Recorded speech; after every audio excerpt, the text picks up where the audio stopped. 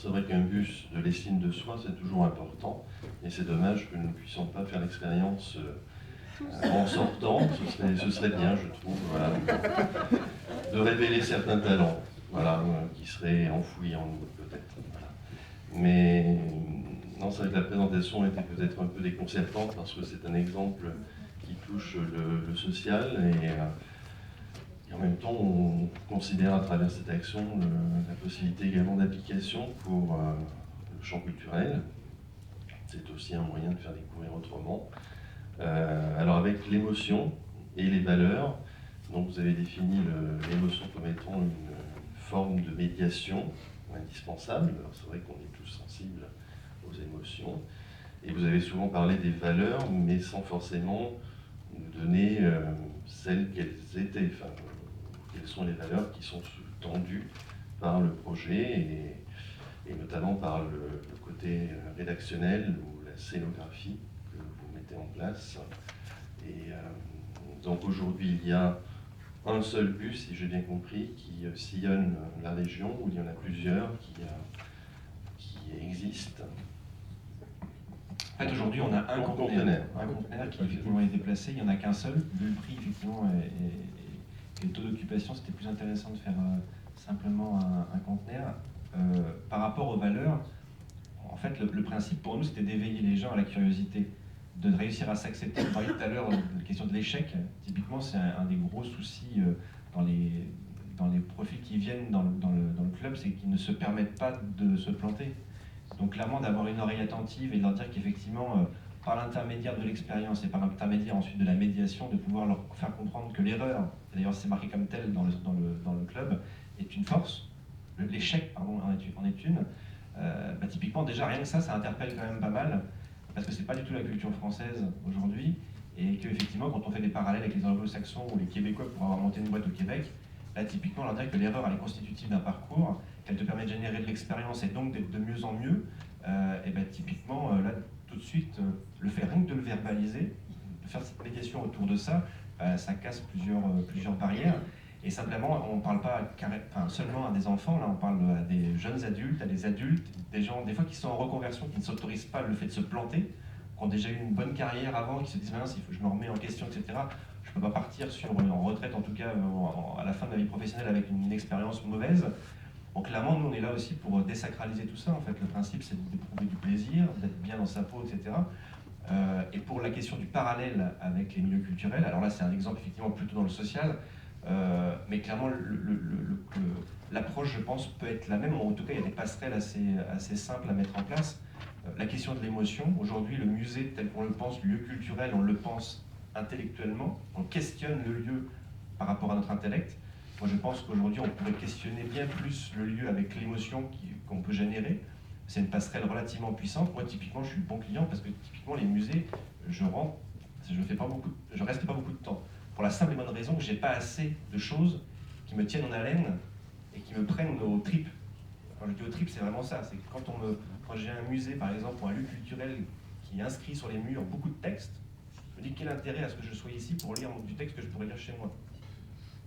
Par contre, ce qui est intéressant, et là je rejoins sur l'histopade, c'est typiquement là on me propose un peu moins de texte, on me propose un peu plus d'images, et donc dans un premier temps, c'est l'accélérateur qui va me permettre de m'intéresser et d'aller ensuite aller peut-être acheter le livre à la bibliothèque ou clairement discuter avec des médiateurs ou avec des spécialistes, quitte à aller regarder un documentaire spécifique. Mais il ne faut surtout pas oublier que là, en fait, on est déjà initié et que les jeunes dont vous parliez ou les moins jeunes, en fait, ne sont pas du tout, ils ont autre chose en fait en tête. Alors pour ceux qui sont convertis, c'est même pas un sujet.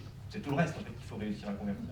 Et je pense que l'émotion aujourd'hui, là, elle peut être, et le plaisir qui est généré, la curiosité qu'on va éveiller, s'il y a une bonne histoire, s'il y a une expérience qui est porteuse, clairement, en fait, les publics, ils accrochent. On parlait tout à l'heure des jeux vidéo, etc. C'est effectivement un des moyens. Mais on voit là, sur le Chambord, il n'y a pas eu un truc avec Fortnite, je crois aussi. Voilà. Typiquement, ça a fait. Voilà.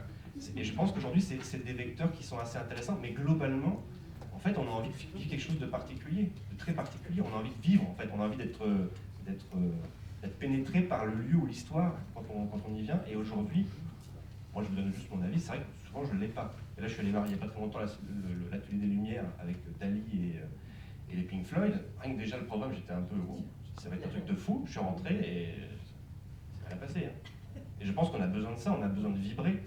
Et en fait, aujourd'hui, en tout cas nous, Néo Digital, et moi dans mon travail de créateur, c'est d'aller chercher cette vibration un peu universelle, un peu populaire. Alors effectivement, edutainment, etc. Bon, mais en gros, c'est cette vibration qu'on va aller chercher pour que les gens, à un moment, ils se disent, mais finalement, j'ai envie d'aller plus loin. Dali, je veux savoir qui était le bonhomme, quoi, pour faire ça et pour m'avoir provoqué les poils. Il y a un truc, ou alors carrément pas les poils et que ça m'a carrément gonflé, mais j'ai envie quand même d'y aller pour savoir qui il était, quoi. Et c'est un peu ça, je trouve qu'aujourd'hui, que moi je regrette souvent, et sur lequel on essaie de travailler. Après, la charge et le travail est relativement colossal, il y a énormément de choses à faire. Donc, voilà. C'est vrai que l'émotion, elle existe également dans les lieux. Alors, il faut avoir la clé. C'est vrai qu'il faut aussi parfois l'œuvre et je dirais la clé de lecture des lieux aussi. Donc c'est intéressant parce que c'est un point de vue justement d'un autre public et qui a d'autres codes que la simple émotion du lieu que nous pouvions avoir ou que nous pouvons encore avoir. Et je pense que les deux ne sont pas en affrontement, ils sont complémentaires. Et je pense qu'on peut ressentir encore de l'émotion en venant dans un lieu qui peut ne pas être immersif au sens des écrans d'aujourd'hui et de l'interaction que ça génère, mais qui contiennent toujours une interaction quand même entre le lieu, l'œuvre, l'auteur et éventuellement le paysage qui l'entoure. Donc voilà, en tout cas, c'est une discussion intéressante à avoir et je pense des points de vue qui sont à partager. Voilà. Et pour terminer, j'arrêterai là, qui est prescripteur justement du fait d'inviter ou de confier les personnes à faire cette expérience du club, c'est-à-dire qui va déterminer l'invitation à pouvoir venir dans ce lieu. Là aujourd'hui, l'invitation se fait par les relais des acteurs de l'emploi, Pôle emploi, SPRO, mission locale, etc. Et, les lycées aussi sont relativement intéressés par l'expérience. Et on a ouvert au grand public il n'y a pas si longtemps. Donc en fait, sur certaines opérations, le grand public peut s'inscrire au préalable, venir visiter et vivre l'expérience. Voilà. Et je complète par rapport à ce que vous disiez. Je pense que tout l'enjeu aujourd'hui, c'est effectivement, et pour les lieux culturels, de ne pas aller chercher les publics qui viennent déjà, qui sont déjà convertis, mais d'aller chercher voilà, le reste. Et là, il y a un enjeu fondamental là-dessus. On est d'accord. Mais pardon. On est d'accord. Autre question? Oui, allez-y. Oui, bonjour. Merci beaucoup pour cette intervention qui, moi, me parle énormément puisque, justement, je suis dans le cas, effectivement, de l'émotionnel, que ça a été un problème que j'ai exercé plein de casquettes différentes dans ma carrière si courte, du haut de mes 31 ans. Pouvez-vous vous présenter? Oui, pardon. Donc, je suis Ludivine Benitez, je travaille avec Fanny à la Maison de Jules Verne actuellement en médiation culturelle jeunesse. Mais avant, j'ai été enseignante et avant, j'ai fait beaucoup d'études d'art et notamment la question du musée et de l'interaction entre le spectateur et l'œuvre d'art au sein du musée. Et le sujet de mon mémoire de Master 1 qui après a dérivé, mais c'était justement, j'inventais des structures dans lesquelles le spectateur entrait, qui le chamboulait d'une manière sensorielle, physique, émotionnelle, de manière à le mettre dans une autre position face à une certaine œuvre spécifique. Et c'est pour ça que là, votre nouveau projet m'intéresse beaucoup. Est-ce que vous faites appel justement à des psychologues, à des art-thérapeutes? Comment vous mettez en place ce fameux musée qui justement transforme, effectivement, je suis tout à fait d'accord avec vous, j'ai arpenté nombreux de musées. Effectivement, moi, les cartels, pour le coup, par rapport à Chambord, j'allais vous demander si finalement les gens lisaient tant que ça, parce qu'avant, vous n'aviez pas de données recueillies peut-être. Mais qu'en fait, moi, je prends les livrets, je les lis éventuellement plus tard, mais je suis justement dans il faut que je me présente devant une œuvre parce qu'elle me provoque quelque chose, elle me chamboule émotionnellement. Et du coup, comment vous mettez en place ce fameux futur musée, justement, de l'expérience, de l'empirisme par rapport à tout ça, du coup? Alors, sans dévoiler la totalité, puisqu'on est en train de travailler actuellement, le principe même, en fait, c'est il y a toujours cette notion de parcours. C'est-à-dire qu'en gros, il y a l'expérience qui, là, potentiellement, n'est pas intellectualisée, on vit.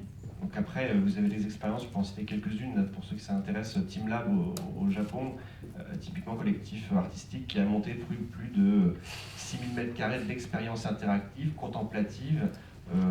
Et en fait, ce qui est intéressant, c'est que ça devient réellement un lieu de vie. Donc en fait, les gens viennent se balader, certaines viennent des fois faire leur date dans le musée, c'est-à-dire qu'en gros, avec leurs copines, leurs copains, etc. Certaines familles viennent avec les enfants parce qu'il y a un petit peu de ludique, mais globalement, au fin fond, c'est l'émotion qui permet de questionner en tout cas l'univers de l'artiste, le message. Et par contre, ce qui est très intéressant, c'est qu'à la suite de ça, la demande, elle est très simple, on veut en savoir plus, on veut y aller. Ça, c'est intéressant, parce que si on est trop vendeur, puis qu'on dit, voilà, on leur donne tout, à la fin, c'est très difficile d'attiser, etc., le désir. Et là, le principe, l'ambition en tout cas que nous, on nourrit sur ce type de musée, c'est que le désir, il se construit, préliminaire, et ensuite, après, si on veut passer aux choses sérieuses, typiquement, là, on rentre dans l'univers, on rentre dans les messages, on rentre dans la pédagogie qui peut être faite autour de l'œuvre, et bien là, clairement, il faut qu'on ait des gens supra convaincus, sinon c'est le bordel dans l'atelier, c'est franchement la zone. Donc là, typiquement, nous, l'objectif, à terme, c'est qu'il y a une vraie grosse phase expérientielle où on vient vivre avec son propre apport, l'expérience, et ensuite on vient questionner. Atelier pédagogique, on va avoir un bon nombre d'ateliers autour de la création. L'objectif, c'est clairement de susciter l'expression. Derrière, c'est qu'il y a un univers artistique, derrière, il va être questionné, on peut se poser des questions sur le sujet, et ensuite, c'est comment moi, en tant qu'enfant, en tant que jeune, en tant qu'ado, en tant que retraité ou personne en activité, je vais me dire, ok, moi, je veux aussi utiliser ces moyens pour m'exprimer, et donc là, clairement, on leur donnera la possibilité de le faire. Donc il y a un peu d'éducation aux nouvelles technologies, mais clairement, ça, c'est 30%, 20% des ateliers. Le reste, en fait, c'est qu'est-ce que j'ai envie de dire, en fait, qu'est-ce que je pense réellement. Et là, on rentre dans le champ de l'art, etc., et de l'expression. Donc tout ce qui est art-thérapie, etc., oui, il y a énormément de briques autour de ce projet-là. Il y a aussi une autre brique. Donc moi, je pense que par le biais de l'entreprise, il y a énormément de choses à faire. Donc typiquement, séminaire immersif, atelier de créativité. En fait, en marge de ce lieu-là, on va monter une sorte de gîte de 15 personnes qui va être dédié à la créativité et à l'idéation. Vous venez avec vos équipes et vous venez créer dans le lieu. Il y aura des salles effectivement blanches où vous pouvez écrire sur les murs. Il y aura des passages secrets dans les murs. Vous pouvez rentrer dans la salle d'expérience par le frigo ou par la cheminée. Il y a un lieu où finalement on retrouve un peu notre esprit d'enfant, pour ceux qui l'ont perdu ou oublié en passage. Et puis pour ceux qui l'ont encore, clairement, c'est de pouvoir se révéler aussi dans ce type d'espace. Voilà. J'espère que j'ai répondu à la question. Je ne peux pas trop rentrer dans le détail, mais là j'ai fait quand même pas mal, je trouve. Personne ne dit ça à la presse. Ça sort pas de là. Autre question, Béatrice. Béatrice Labatte, musée Edmond Rostand. Je m'interrogeais pour ma part sur le terme de club. Dans nos espaces, on cherche également à créer des interactions entre visiteurs, créer des groupes de bénévoles. Et vous, au sein de ce club, est-ce que vous organisez une transversalité entre les personnes qui se présentent? Est-ce que ça se fait par le biais de votre médiateur? Ou est-ce que c'est juste une liaison binaire entre votre organisme et le visiteur? Alors, à l'intérieur d'une expérience, effectivement, il y a 6 à 15 personnes. Donc on crée de la liaison entre les 6 à 15 personnes qui sont présentes au moment X dans le lieu. Ça, c'est essentiel. La médiatrice, en fait, elle est là pour ça. Principe d'intelligence collective. L'expérience des uns va profiter aux autres. Qui est cette médiatrice? C'est une employée de Néo-Digital qu'on a formée, qui a été formée pendant près de 6 mois, typiquement recrutement assez atypique, c'est une vendeuse à domicile, elle vendait des sextoys. Et avant ça on le disait pas, puis à la fin je le dis parce qu'en fait, tout bêtement, allez-y. C'est une femme formidable, elle a de l'empathie terrible, on l'a pas recrutée sur son métier, enfin plutôt elle a pas de honte à vendre des sextoys, mais globalement en fait on l'a recrutée surtout par rapport à sa capacité à être en empathie, d'être à l'écoute. Parce qu'on n'a pas besoin d'avoir un thésard en sciences cognitives ou sur la connaissance de soi dans le conteneur, bien au contraire, en fait, on a tout l'inverse. Et là, on a quelqu'un qui vient parler, qui échange, qui guide les réflexions au fur et à mesure, qui accompagne. Et effectivement, c'est quelqu'un qui est très empathique. Et d'ailleurs, le succès du club, on lui doit, sur le terrain, en fait, on lui doit à elle, parce qu'elle fait un travail formidable auprès des différents publics. Quoi. Je regrette d'avoir posé ma question. Non, Je remets mon masque. La vente de sextoys mène à tout, c'est ça la conclusion. Donc oui, pour répondre au club, en tout cas, il y a ça. Et juste pour répondre, effectivement, il n'y a pas de club au sens global, on n'a pas généré de communauté autour, pour la simple et bonne raison que ça prend du temps, et que là, dans les missions qui nous étaient affiliées sur ce projet-là, on peut pas le faire, mais je trouve que c'est une super idée. Effectivement, ça serait, je pense, un step supplémentaire. Une autre question? Une dernière question rapide? Oui, rapide, je vous prie. J'avais rangé le micro. Oui, donc Sébastien Machin, Muséum de Bourges. Moi, je voulais rebondir par rapport à ce que disait Basile sur cette question de l'expérience et de l'émotion, et de comment on peut faire vivre dans nos structures, par rapport aux collections qu'on a, une expérience à des publics qui n'ont pas l'habitude de venir. Et ça passe notamment par l'émotion et par ce que sont chacune de ces personnes par rapport à ça. Au niveau des muséums, on a régulièrement les mêmes rencontres que celles que vous avez ici. Et notre problématique a été pendant très longtemps de pouvoir parler de sujets qui sont des sujets super positifs.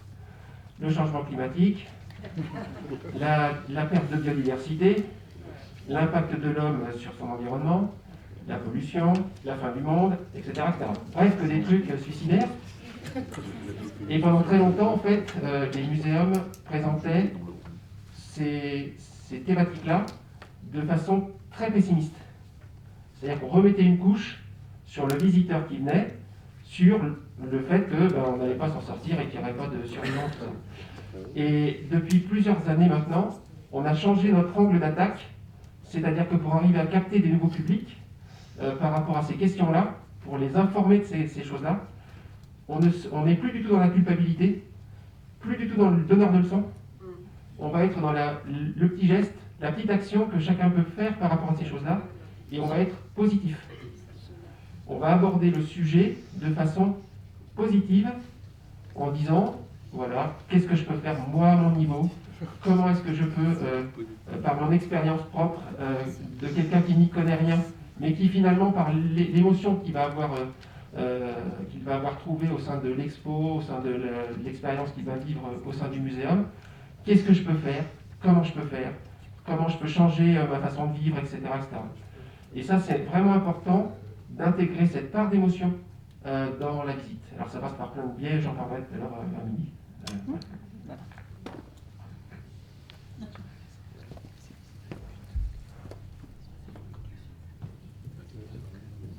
Alors je suis entièrement d'accord avec toi. Je valide. Et là, pour le cas, ça aurait été dommage que cette question ne soit pas posée. Hein. Donc, je pense qu'il nous faut malheureusement... Basile, tu restes avec nous pendant la pause déjeuner. Ouais, je pars à 14h maintenant, j'ai une réunion en Normandie à 18h. Donc, on échangera. avec plaisir. Oui. Merci. Bien. Nous en venons maintenant effectivement à cette question très importante de la scénographie de nos maisons d'écrivains et musées littéraires. Et pour ce faire, donc, nous avons le plaisir d'accueillir deux représentantes de l'atelier Deltaèdre, Claire Olvout-Delmo, qui a le micro en main, je crois, et Noémie Grégoire. Voici pour nos deux intervenantes. Effectivement, cet atelier donc, qui est basé à la fois à Tours et à Paris, je crois maintenant, hein. Effectivement, c'est spécialisé à la fois dans la scénographie d'exposition. On doit d'ailleurs à Deltaèdre une belle exposition à l'Assemblée nationale sur les affiches de la Révolution. C'était vous, hein, l'année dernière. Plus récemment sur l'histoire de la police scientifique à Paris, toujours à l'hôtel de préfecture, au musée de la préfecture, hein, c'est bien ça. Et puis pour nos maisons d'écrivains, eh bien elles ont contribué. Donc l'atelier Deltaèdre a contribué à épauler la maison Auguste Comte et le musée Clémenceau, dont les responsables pourront bien sûr, Lise, s'il te plaît, intervenir à tout moment pendant votre présentation. Vous avez donc la parole là aussi pour une vingtaine de minutes. D'accord, merci. Bonjour à tous. Alors, après ces belles présentations qui font rêver, on va retomber dans quelque chose de beaucoup plus terre à terre. Ça fera peut-être un peu moins rêver, mais on a abordé notre présentation sur des problématiques assez... pour des maisons d'écrivains spécialement, et donc avec peut-être des problématiques de budget, des problématiques de possibilités, des problématiques qui sont très proches des maisons d'écrivains. Donc ça fera moins rêver. Désolée, mais on va essayer de balayer large pour que vous puissiez vous rendre compte de toutes les possibilités que peuvent apporter le numérique au sein d'une expo de manière générale, mais particulièrement dans une maison d'écrivains, puisqu'on a eu quelques expériences qui nous ont permis de voir les problématiques liées à ça. Alors juste pour rappeler notre travail, en fait, lorsque nous commençons un projet, dans toute expo, et particulièrement dans une maison d'écrivains, on a plusieurs choses à valoriser. On a effectivement une collection d'objets, de mobilier. Parfois, il n'y a pas de mobilier, mais en tout cas, on a quand même une collection peut-être de lettres, de documents, d'images d'archives, d'œuvres picturales. On doit valoriser aussi un propos scientifique. Bien sûr, il faut qu'on comprenne le contexte, qu'on comprenne... Ça peut être lié à une période politique, à des engagements, etc. Il y a toute une histoire à raconter. Et bien sûr, on doit aussi valoriser un lieu, puisqu'on est dans une maison d'écrivains, donc on a bien souvent des intérieurs meublés ou non, mais en tout cas des intérieurs, souvent une architecture liée, un jardin, etc. Bref. Donc il y a 3 choses à valoriser, donc on a plusieurs biais pour cela. On a des outils qui ne nécessitent pas de numérique, et même si parfois les panneaux, etc., sont un peu longs et fastidieux à lire, en fait, le fait est que c'est souvent demandé, puis c'est quand même un peu incontournable malgré tout. Donc on a des outils qui ne nécessitent pas de numérique, par exemple les panneaux graphiques, les objets sous vitrine, les maquettes, les manips interactives mais sans numérique, et éventuellement des décors, des reconstitutions qui pourraient agrémenter quelque chose d'existant. Et on a aussi des outils numériques qui s'offrent à nous. Donc on a par exemple des dispositifs sonores. Donc là, c'est la chose la plus classique, c'est-à-dire on va écouter un acteur ou un dispositif sonore d'ambiance générale qui pourrait transcrire une certaine émotion et immerger encore plus dans le lieu. On a des dispositifs audiovisuels qui seront plutôt du documentaire ou des dispositifs un peu de projection immersive. On a des dispositifs multimédia, où là on aura vraiment une interaction avec les visiteurs sur table tactile par exemple, la chose la plus basique. Et on aura aussi éventuellement des objets customisés qui peuvent bien se prêter dans une reconstitution meublée. Par exemple, au sein d'un décor meublé, on peut avoir des objets à manipuler qui font appel à des outils numériques, mais qui permettent, ça peut être, on va faire des exemples, vous verrez. Mais donc, il y a plusieurs choses qui s'offrent à nous et qui peuvent être abordables et facilement intégrées dans un dispositif comme celui-ci. En fait, la complexité, peut-être passer juste, je suis désolée, je vais repasser la slide d'après. En fait, le problème dans les problématiques qui se posent dans les maisons d'écrivains, bien souvent, c'est le fait qu'on ne veut pas trop mettre de numérique, parce que ça dénature le lieu, on casse l'authenticité. Bien souvent, on a quand même des choses qu'on aimerait bien laisser en place, on aimerait bien faire vivre au maximum le lieu tel qu'il était, faire ressentir l'habitant tel qu'il était, etc. Et donc, bien souvent, nos clients, en fait, nous disent que finalement, ils ont peur des outils numériques parce qu'on va dégrader, on va créer une rupture, on va mettre de la contemporanéité là où il ne faut pas. Et donc, par exemple, pour valoriser un lieu authentique, il faut souvent que notre médiation, elle soit le plus discrète possible, mais qu'elle soit là quand même pour accompagner le visiteur, lui faire comprendre quelque chose, lui faire sentir une émotion, une portée émotionnelle très importante, surtout dans ce type de lieu. Mais il ne faut pas que ça prenne le pas sur ce qui existe déjà. Donc c'est pour ça qu'on est toujours à jauger, et la jauge n'est pas toujours facile à mettre entre les deux. Donc Noémie va présenter les différents dispositifs qui s'offrent à nous, avec des exemples qui ne sont pas forcément dans des maisons d'écrivains, mais qui sont tout à fait transposables pour des maisons d'écrivains. Donc par exemple pour l'audio, on a différents dispositifs. On a l'audio guide qu'on connaît bien et qui pour le coup visuellement ne prend 0 pas sur l'authenticité du lieu. Et comme c'était souligné avant, c'est vrai que l'audio immerge assez facilement le visiteur par le récit qu'il raconte et le fait qu'on ait moins à lire de texte pour certains visiteurs qui sont réticents. Donc l'audio guide, on a l'écoute individuelle, là par exemple à Gonfreville-Lorcher, donc on a fait un musée un peu interprétation dans le sens où c'est le vrai lieu, c'était des anciens baraquements de la Seconde Guerre mondiale d'Américains. Et une fois qu'ils ont quitté, la guerre étant finie, quand ils sont repartis, ces baraquements ont servi à reloger les sinistrés du Havre. Et du coup, donc c'est des vrais lieux, mais il n'y avait plus rien dedans. La ville a réussi à en garder 2 sur 200. Et donc l'idée était de redonner une âme à ce lieu. Et notamment en fait, on avait encore la chance que des gens des anciens habitants, donc qui ont vécu 30 ans dedans, étaient encore vivants.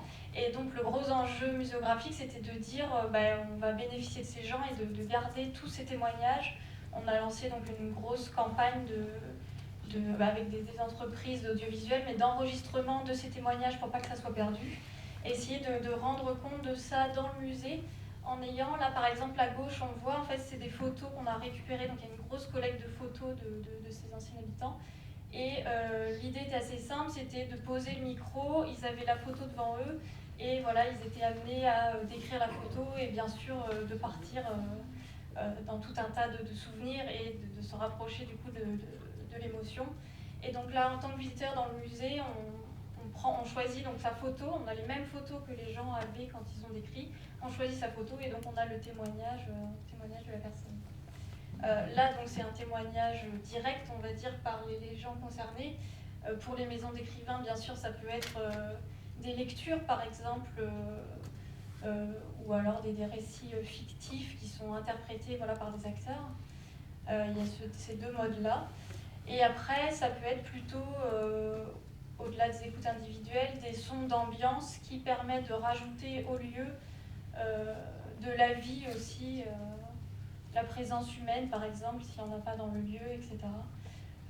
On avait, par exemple, la maison natale de Charles de Gaulle, où ils ont un audioguide qui est beaucoup basé sur l'expérience d'immersion sonore et pas uniquement un récit historique. Et je crois que j'ai pas fait ensuite, donc là c'était les audios. Après les audiovisuels, on a donc les films documentaires comme on l'entend, où ça peut passer par le montage d'images d'archives, mais aussi tout simplement des interviews.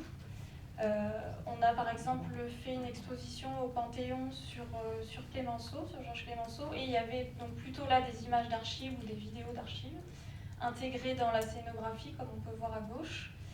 Et puis à droite, où là c'était non pas des images d'archives, mais encore une fois des audiovisuels faits pour l'occasion d'interviews d'habitants, avec voilà, des questions précises liées aux thématiques du musée, qui étaient aussi sociales.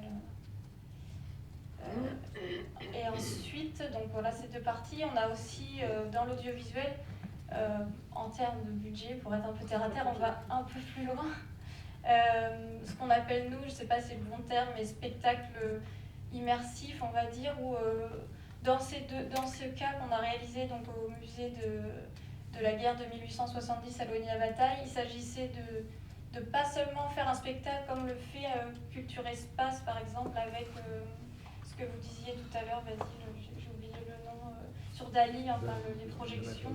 Voilà, là c'était de faire du mapping et vraiment d'associer des objets de collection au mapping et de s'appuyer sur la collection, voilà, pour embarquer le visiteur un peu plus loin. C'est-à-dire que quand il arrive, il peut dans la salle, la projection est quasiment éteinte. On a des vitrines assez classiques et c'est encore une fois une porte d'entrée. La projection commence et selon ce qui est raconté dans le film et dans les projections, certains objets comme là la bannière pendant la bataille s'éclairent et puis on est embarqué dans le son et dans l'histoire. Et là, on est embarqué dans la guerre. Oui. On a d'autres vues. C'est un peu difficile de se rendre compte en images. Mais... Et après, dans l'audiovisuel, toujours, il y a aussi, c'est un peu entre les deux. Après, on a la thématique des objets adaptés. Là, on est un peu entre l'audiovisuel et l'objet adapté. Il nous manque toujours un peu des termes pour définir ça, mais donc toujours à Gonfreville-Lorcher, dans les anciens baraquements, on devait recréer il y avait deux baraquements. Un des baraquements était assez plus centre d'interprétation pour introduire vraiment tout le propos, et le deuxième c'était des reconstitutions vraiment d'intérieur, mais des reconstitutions à partir de collections, donc de collectes qui a été fait auprès des habitants. Et on a invité dans la plupart des reconstitutions, donc là par exemple dans la cuisine, à ce que le visiteur soit aussi entre guillemets acteur, c'est-à-dire que là il s'assoit d'un côté à la table de la cuisine, et avec la production d'audiovisuel, on avait organisé donc un repas où les personnes, les anciens habitants étaient conviés. Et ils étaient filmés donc en studio par le dessus, mais vraiment ils mangeaient un repas chaud. Et donc ils étaient amenés à échanger des photos, à parler bien sûr de ce sujet-là, mais de manière assez naturel, décontracté, on va dire. Et l'idée, c'était de notre côté de venir le reprojeter sur cette table, et donc le visiteur s'assoit, et puis voilà, comme s'ils étaient à la table avec ces personnes directement, on le voit, et tout en s'échangeant un verre de vin qui aide à délier les témoignages. Et de transmission, justement. Oui, voilà, et cette idée de transmission intergénérationnelle, parce que malheureusement, c'est plutôt des gens qui sont en fin de vie, donc là, on a eu des témoignages de leurs petits-enfants qui venaient justement et qui n'avaient pas forcément entendu toutes ces histoires de leurs grands-parents, et donc ça permet de rapprocher ces deux générations par ce type de médiation qui est encore une fois un peu entre objets tangibles et collection authentique et quand même technologie, on va dire, numérique. Et à droite, donc ça c'est pas un de nos projets, mais c'est une société qui s'appelle Buzzing Light qui fait beaucoup de dispositifs interactifs dans ce genre. Là par exemple à la Bise Fontevraud où c'est plus ludique et moins documentaire, c'est-à-dire que là le public cible est quand même plutôt le jeune public, mais sur les arcades de l'abbaye, une application permet de rajouter, de rendre compte de couleurs qui pouvaient être à l'époque et même d'aller plus loin comme on peut voir. Et donc c'est en simultané mappé, projeté sur les reliefs de l'architecture. Je vais peut-être commencer par la droite et finir par la gauche. Donc à droite, on a toujours au musée de la guerre de 1870 à Loigny-la-Bataille. On a un type, donc on était dans l'audiovisuel, on passe dans le multimédia. Ce qui est assez simple quand on pense multimédia, c'est plutôt une application numérique. Et là, c'était une application numérique ludique, dans le sens où c'était un jeu où on revivait la bataille. Il y avait même un autre jeu où c'était une grande table tactile, où c'était 2 joueurs face à face, donc chacun avançait ses armées, c'est un peu un risque numérique, on va dire. Et ce qui fonctionne assez bien, puisque en jouant, comme on le sait, l'information s'intègre quand même plus facilement. Et comme c'est en milieu de parcours et non à la fin, ça peut permettre de faire aussi une introduction aux thématiques qui étaient après dans le jeu stratégique, qui ne sont pas forcément faciles à appréhender quand on n'est pas connaisseur. Et puis donc à gauche, une application plus simple, mais qui est très utile justement dans les maisons d'écrivains, donc ici au musée Clémenceau, qui permet de consulter davantage de documents, puisque souvent on est dans des petits lieux. Parfois on ne peut pas exposer toute la collection, ou alors on veut donner à voir des objets qu'on n'a pas mais qui existent.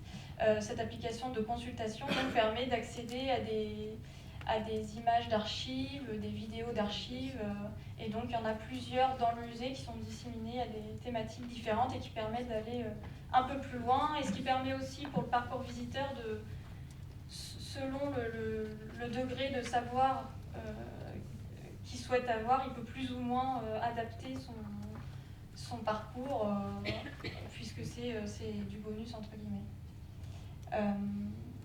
À gauche, le musée de Loigny-la-Bataille, encore une fois, où là c'était une autre application numérique, mais l'enjeu était plutôt le dispositif qu'on a mis en place, la mise en espace, c'est-à-dire que on a fait un travail avec le médiateur du musée qui souhaitait avoir un outil de médiation en plus de l'application visiteur. Et donc on a trouvé cette solution où en fait tout ce qui se passe sur la tablette est projeté en partie haute en simultané. Ce qui fait déjà qu'en temps normal, dans la visite classique, même s'il y a un seul visiteur qui utilise la tablette, plusieurs personnes peuvent bénéficier de l'expérience. Et au-delà de ça, il y avait un mode conçu dans l'application qui permettait au médiateur de prendre la main. Notamment, là, c'était une partie complexe au niveau chronologique. Et il peut donc avoir un accès spécifique et à du contenu plus approfondi et plus approprié à une présentation pour une visite de groupe, notamment pour les scolaires.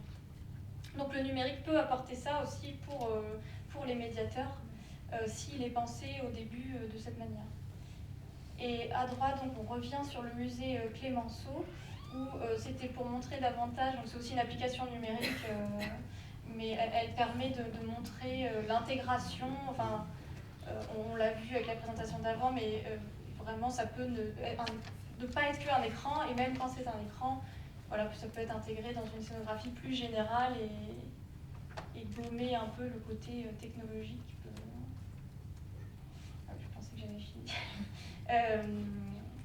Donc à gauche, on a un exemple de cartel numérique, donc c'est toujours dans le multimédia, mais ça c'est pareil, c'est assez simple, mais c'est ce qui est beaucoup utilisé parce que ça fonctionne. C'est-à-dire que si on a par exemple une grande reconstitution dans une maison d'écrivain avec du mobilier par exemple, plutôt que d'avoir visuellement 40 cartels devant la mise à distance de la reconstitution, on peut tout à fait imaginer un cartel numérique tout simplement qui nous permet à la fois d'avoir accès à tous les objets, tous les cartels, et en plus d'aller plus loin si on le souhaite sur chaque objet et avoir davantage d'informations. Et à droite, donc ce projet qui n'est pas le nôtre, au Musée des Arts de la Marionnette, qui est un très beau projet, très beau musée. Donc là, il y a beaucoup une collection qui est très grande de marionnettes et dans un petit espace, et du coup l'application développée par Buzzing Live permet de cliquer sur l'objet qu'on a envie de voir sur la tablette, et la marionnette vient s'allumer, et il me semble qu'elle vient même se déplacer avec une autre projection qui permet d'avoir accès à l'information. Donc on est sur vraiment 3 niveaux. Et les objets adaptés, donc, les objets adaptés, où là, par exemple, sur l'exposition rock, ou comme on peut le voir de temps en temps maintenant, un objet tangible qui est, par exemple, là, fictif, où on a un téléphone qui sonne dans l'exposition, voilà, on décroche et on a, bon là, peut-être pas un écrivain, mais dans ce cas-là, un chanteur. Mais ça, voilà, c'est un exemple parmi d'autres, ça peut prendre plein de formes. Et là, par exemple, par rapport aux écrivains, le livre tangible est plus approprié, par exemple. On le voit de temps en temps. Donc le livre infini, qui est un faux livre avec des pages blanches et une projection avec un petit capteur qui permet de, quand on tourne la page, du coup, le contenu se modifie, et en plus d'être, c'est pas que des images fixes, je veux dire l'article en question ou la photo peut s'animer, l'écriture peut apparaître. Enfin. Et donc on revient, on fait des voyages dans le temps et dans l'espace, on revient à Gonfreville-Lorcher, où on avait vu tout à l'heure la table de cuisine qui était personnalisée. Et dans la chambre qui traitait de la thématique de l'intimité et de l'importance de la musique, on avait donc un petit tourne-disque, on choisissait notre piste audio, et on avait encore une fois des témoignages, donc le tourne-disque se déclenchait, et puis on avait en parallèle le témoignage sur le thème de la musique d'un des habitants qui parlait surtout de leur adolescence.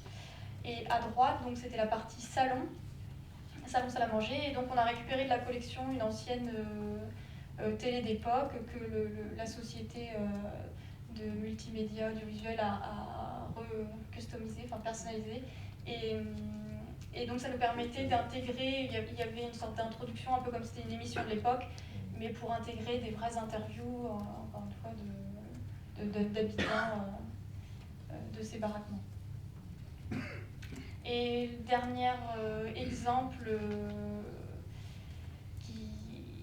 pour conclure, donc, mais on en a vu des exemples avant, donc je ne vais pas m'attarder, il y a l'application mobile, l'application de visite mobile qui permet aussi de poursuivre l'expérience comme on l'a vu tout à l'heure après la visite, donc quand les gens sont chez eux, et le casque de réalité virtuelle, mais qui est bien pour certains cas où justement on n'a pas, comment dire, où il manque des éléments de lieu, et donc ça nous permet de rendre compte de ça, par exemple comme à Cluny, enfin, pour l'avoir visité récemment, ça marche vraiment très bien puisqu'il ne reste plus grand chose de la vie de Cluny, donc se baser sur ce qu'il y a pour se projeter dans ce qu'il y avait, c'est génial. Mais après il y a quand même des limites aussi en termes de budget, au-delà du côté que ça peut paraître accessoire parfois. Il y a des limites de budget budget et aussi de maintenance qui peuvent être compliquées. Donc voilà, c'est des choses à réfléchir pour les maisons d'écrivains, jusqu'où aller dans le degré de numérique et la forme que ça prend.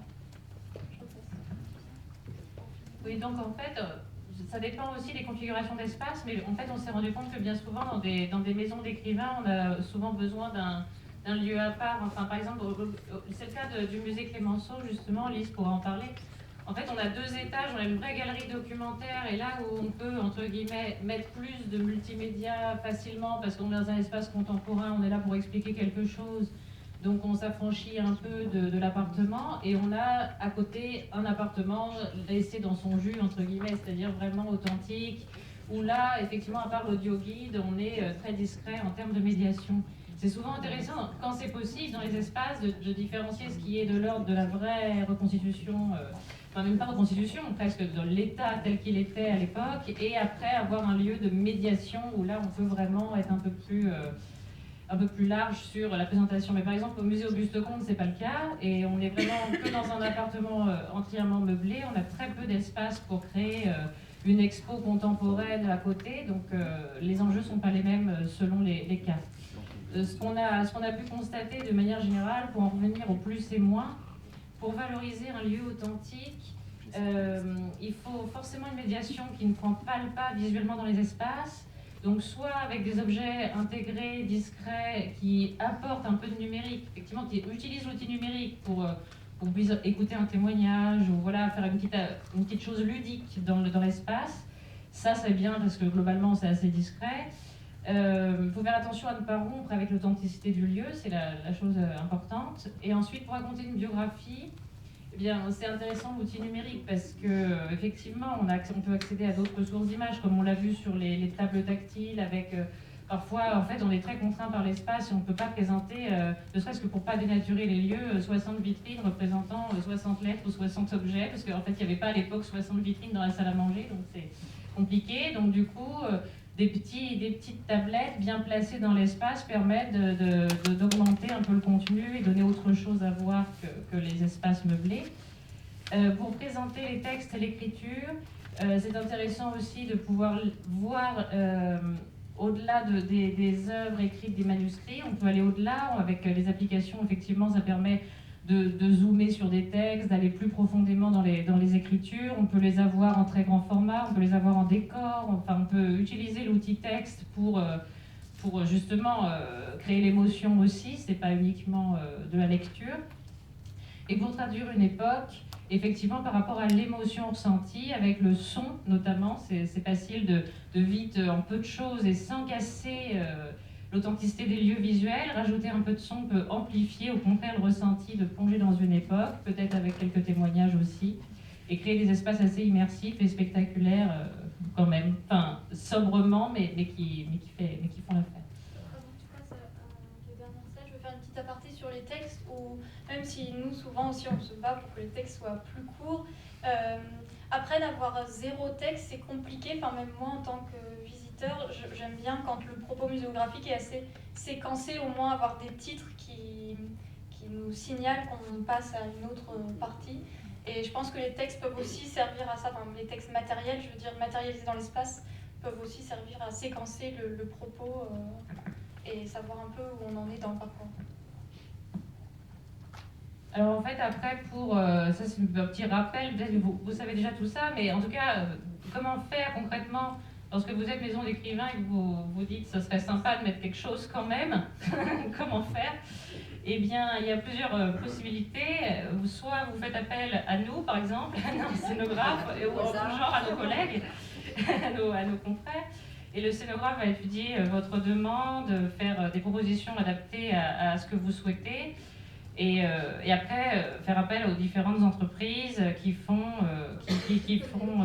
voilà, par exemple, qui sont présentes, qui pourront vous faire des devis, etc. et répondre à vos attentes. Vous pouvez aussi passer directement par les entreprises si vous avez une demande très précise. Alors, on vous a listé le type, alors c'est pas exhaustif, mais en tout cas, des entreprises qui travaillent habituellement sur ce genre de choses. Il y a des concepteurs sonores qui ne font que ça, c'est-à-dire qu'ils enregistrent, ils ont des acteurs, ils enregistrent, ils font différentes voix, ils font de la post-prod, ils font des montages, etc. Donc eux, ils peuvent répondre aux demandes aussi dans le contenu et dans la forme. Donc eux, c'est vraiment une entité à part. Il y a les concepteurs multimédia, donc il y en a plein qui font eux plutôt des tables tactiles, des applications smartphone, des applications ludiques, voilà. On a des concepteurs audiovisuels qui sont plus des réalisateurs de films, qui peuvent vraiment faire des montages vidéo à partir d'images d'archives, en recréant même des scènes entières, filmées avec acteurs, pourquoi pas, ou même des dessins d'animation. On a des concepteurs d'objets interactifs qui sont à cheval entre des maquettistes et des manipeurs, mais qui peuvent, eux, fabriquer les objets interactifs, comme on a vu le téléphone, quelque chose de très simple, mais voilà, il faut bien que quelqu'un le fasse.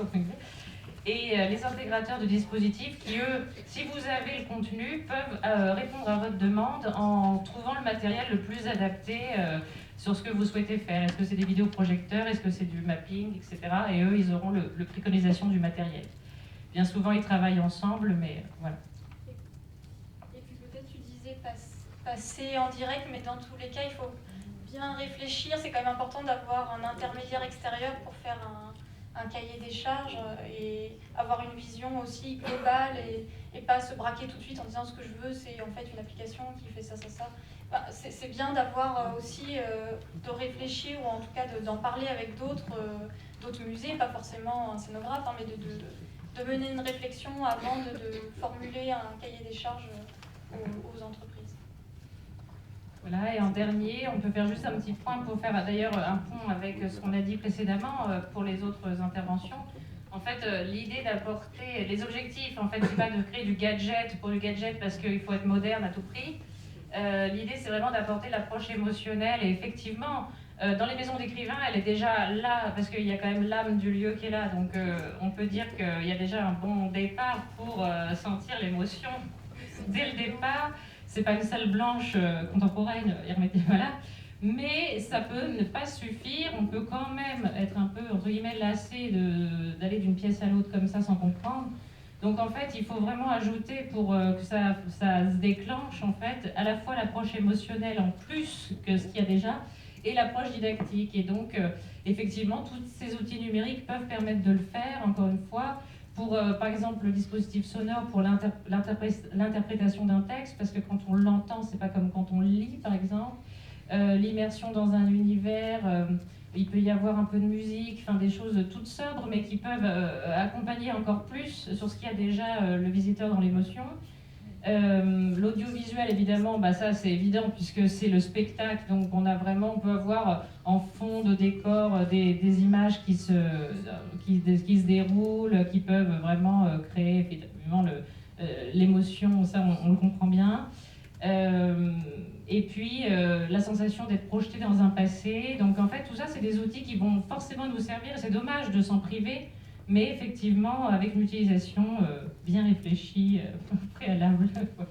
Oui, puis ça permet aussi, comme on l'a vu avant, là on a parlé un peu nous, du public lambda, mais d'aller vers des publics différents, ceux qui ne viennent pas au musée bien sûr, mais aussi les publics empêchés ou les jeunes publics qui ont des attentes autres. Merci à vous deux, mesdames, et bravo. Merci à Noémie Grégoire et à Claire Louis-Vermeau. Et nous allons tout de suite avoir effectivement l'avis d'une utilisatrice de ce cabinet Deltaèdre. Effectivement, j'étais sensible en vous écoutant à votre souci qui est souvent un risque exprimé par nos habitants, hein, de dénaturer le lieu, avez-vous dit, Claire, je crois, ou de casser l'authenticité. Hein. C'est sans doute à mettre effectivement au déficit des outils numériques, cette crainte de perte d'authenticité du contact avec le lieu et avec les collections. On entend même chez certains d'entre vous cette crainte de perte de l'âme d'un lieu resté quelquefois dans son jus et de perte de cette expérience de visite qui ne se fait plus en immersion réelle, dirais-je. En même temps, vous écoutant, on a pu mesurer effectivement à quel point les frontières pouvaient être de plus en plus poreuses, hein, entre cette visite réelle, effectivement, et tout ce que les technologies modernes, hein, pas forcément numériques, mais vous avez aussi parlé multimédia, audio guide, etc., pouvaient apporter. Alors, pour compléter cela, eh bien, je vous invite à écouter ce que Lise Lantignac peut nous dire de l'expérience qui est la sienne, puisque c'est à ce cabinet Deltaèdre que tu as fait appel, Lise, effectivement, pour le musée Clémenceau à Paris. Et nous aurons ensuite l'intervention de Sylvie Viquin qui nous parlera de sa propre expérience pour la maison-musée René Descartes à La Haye, enfin Descartes maintenant, autrefois La Haye. Quand tu veux, Lise, s'il te plaît. Bonjour à toutes et à tous. Bon, moi, je vais faire que vous apporter un témoignage concret, voilà, sur le travail qu'on a accompli avec Claire et Noémie pour la rénovation du premier étage du musée Clémenceau qui se trouve à Paris. Mais avant tout, je vous fais vite un rappel historique pour que vous compreniez aussi la particularité de ce musée, en tout cas de cette fondation, la fondation Le Musée Clémenceau. Clémenceau meurt dans l'appartement que je vais vous présenter tout à l'heure des photos en 1929 et 2 ans plus tard, l'appartement est ouvert au public. Donc personne ne vit dans cet appartement juste après la mort de Clémenceau. La fondation est immédiatement créée et un mécène américain va même offrir l'appartement qu'il avait acheté du temps de Clémenceau à la fondation, et cette fondation a été créée par les collaborateurs et la famille Clémenceau, et aujourd'hui le conseil d'administration sont les enfants, ou en tout cas les descendants de ces collaborateurs ou des enfants de Clémenceau. Voilà. Donc c'était juste pour vous expliquer la particularité de ce musée et cette volonté de garder l'authenticité de l'appartement. Voilà. Donc on a commencé à restaurer l'appartement le cabinet de travail en 2015. Voilà, vous avez là le cabinet de travail qui a été restauré. Voilà. Merci. J'entends. Donc Clémenceau est arrivé en 1896. Pour la petite histoire, avant c'était Robert de Montesquieu qui vivait dans cet appartement, donc doublement maison d'illustre. Voilà. Et vous avez la salle à manger, la chambre qui est non restaurée, donc ce sera par la suite. Alors, il a été annoncé les commémorations de 14-18. À partir de 14, et donc à ce moment-là, on a décidé dans le courant, en fait, tout simplement, et de moderniser le premier étage. Je vous montre aussi le jardin. Voilà, la galerie au premier étage. Et nous avons décidé donc en 2016 de restaurer le premier étage pour commémorer, enfin en tout cas pour célébrer l'arrivée de Clémenceau au pouvoir en novembre 1917. Chose faite avec Claire et Noémie, et ça est l'ouverture du premier étage a eu lieu le 11 novembre, en plus célébré inauguré par le président de la République. Alors moi je vais surtout vous parler des outils numériques qu'on a actuellement. Avant restauration du premier étage, donc voilà, c'était un très vieux musée daté donc même des années 36-37, nous avions un audio guide, donc qui guidait, bien entendu, vous allez me dire, le visiteur du premier étage à l'appartement.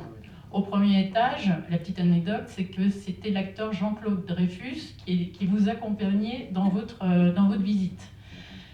Le problème de cet audio guide, il était très long. Vous pouviez parfois même rester plus d'1 heure et demie au premier étage. Donc en fait, quand vous arriviez dans l'appartement, vous étiez un peu fatigué. Voilà. Long, très intéressant, mais voilà, un verbe. Hein. Et puis énormément de choses aussi qu'on présentait, des souvenirs de famille, des documents, bien entendu, des dessins, des peintures, enfin même des objets. Là, vous voyez là au fond là, le berceau de Clémenceau, qui est reparti en fait à l'Aubray, donc la maison familiale des Clémenceau maintenant. Et puis au rez-de-chaussée, vous aviez Madame de Vina qui vous nous accompagner dans la visite de l'appartement. Alors Madame Devina, c'était à l'époque la présidente de la fondation du musée Clémenceau, et qui a connu Clémenceau. C'était son oncle, voilà. Et elle appelait tout le temps mon oncle, ou oncle Georges. Elle est née en 1922, lui il est mort en 1929. Donc vous voyez, pour moi en fait, et on a gardé l'audioguide avec sa présentation parce que c'était très important pour nous de garder ce souvenir, parce que maintenant elle est décédée en 2016, et nous voulions vraiment garder cette authenticité, et puis aussi on l'adore. Donc voilà. Donc pour moi, Lise Devina, quand je l'entends avec cet audioguide, pour moi, elle vous rappelle, de toute façon, elle est en train de vous raconter des souvenirs familiaux, hein, par exemple les siestes de Clémenceau dans le salon, dans la salle à manger, ou bien des petites anecdotes dans le jardin, ou quand, par exemple, même il rabrouait ses petits-fils, voilà. Et puis, en plus, à l'époque, elle avait 80 ans quand elle a fait l'enregistrement, donc c'est la voix d'une autre époque, voilà. Pour moi, elle est celle qui va vous transmettre. Elle est dans l'authenticité, elle est le trait d'union entre Clémenceau et nous. Voilà.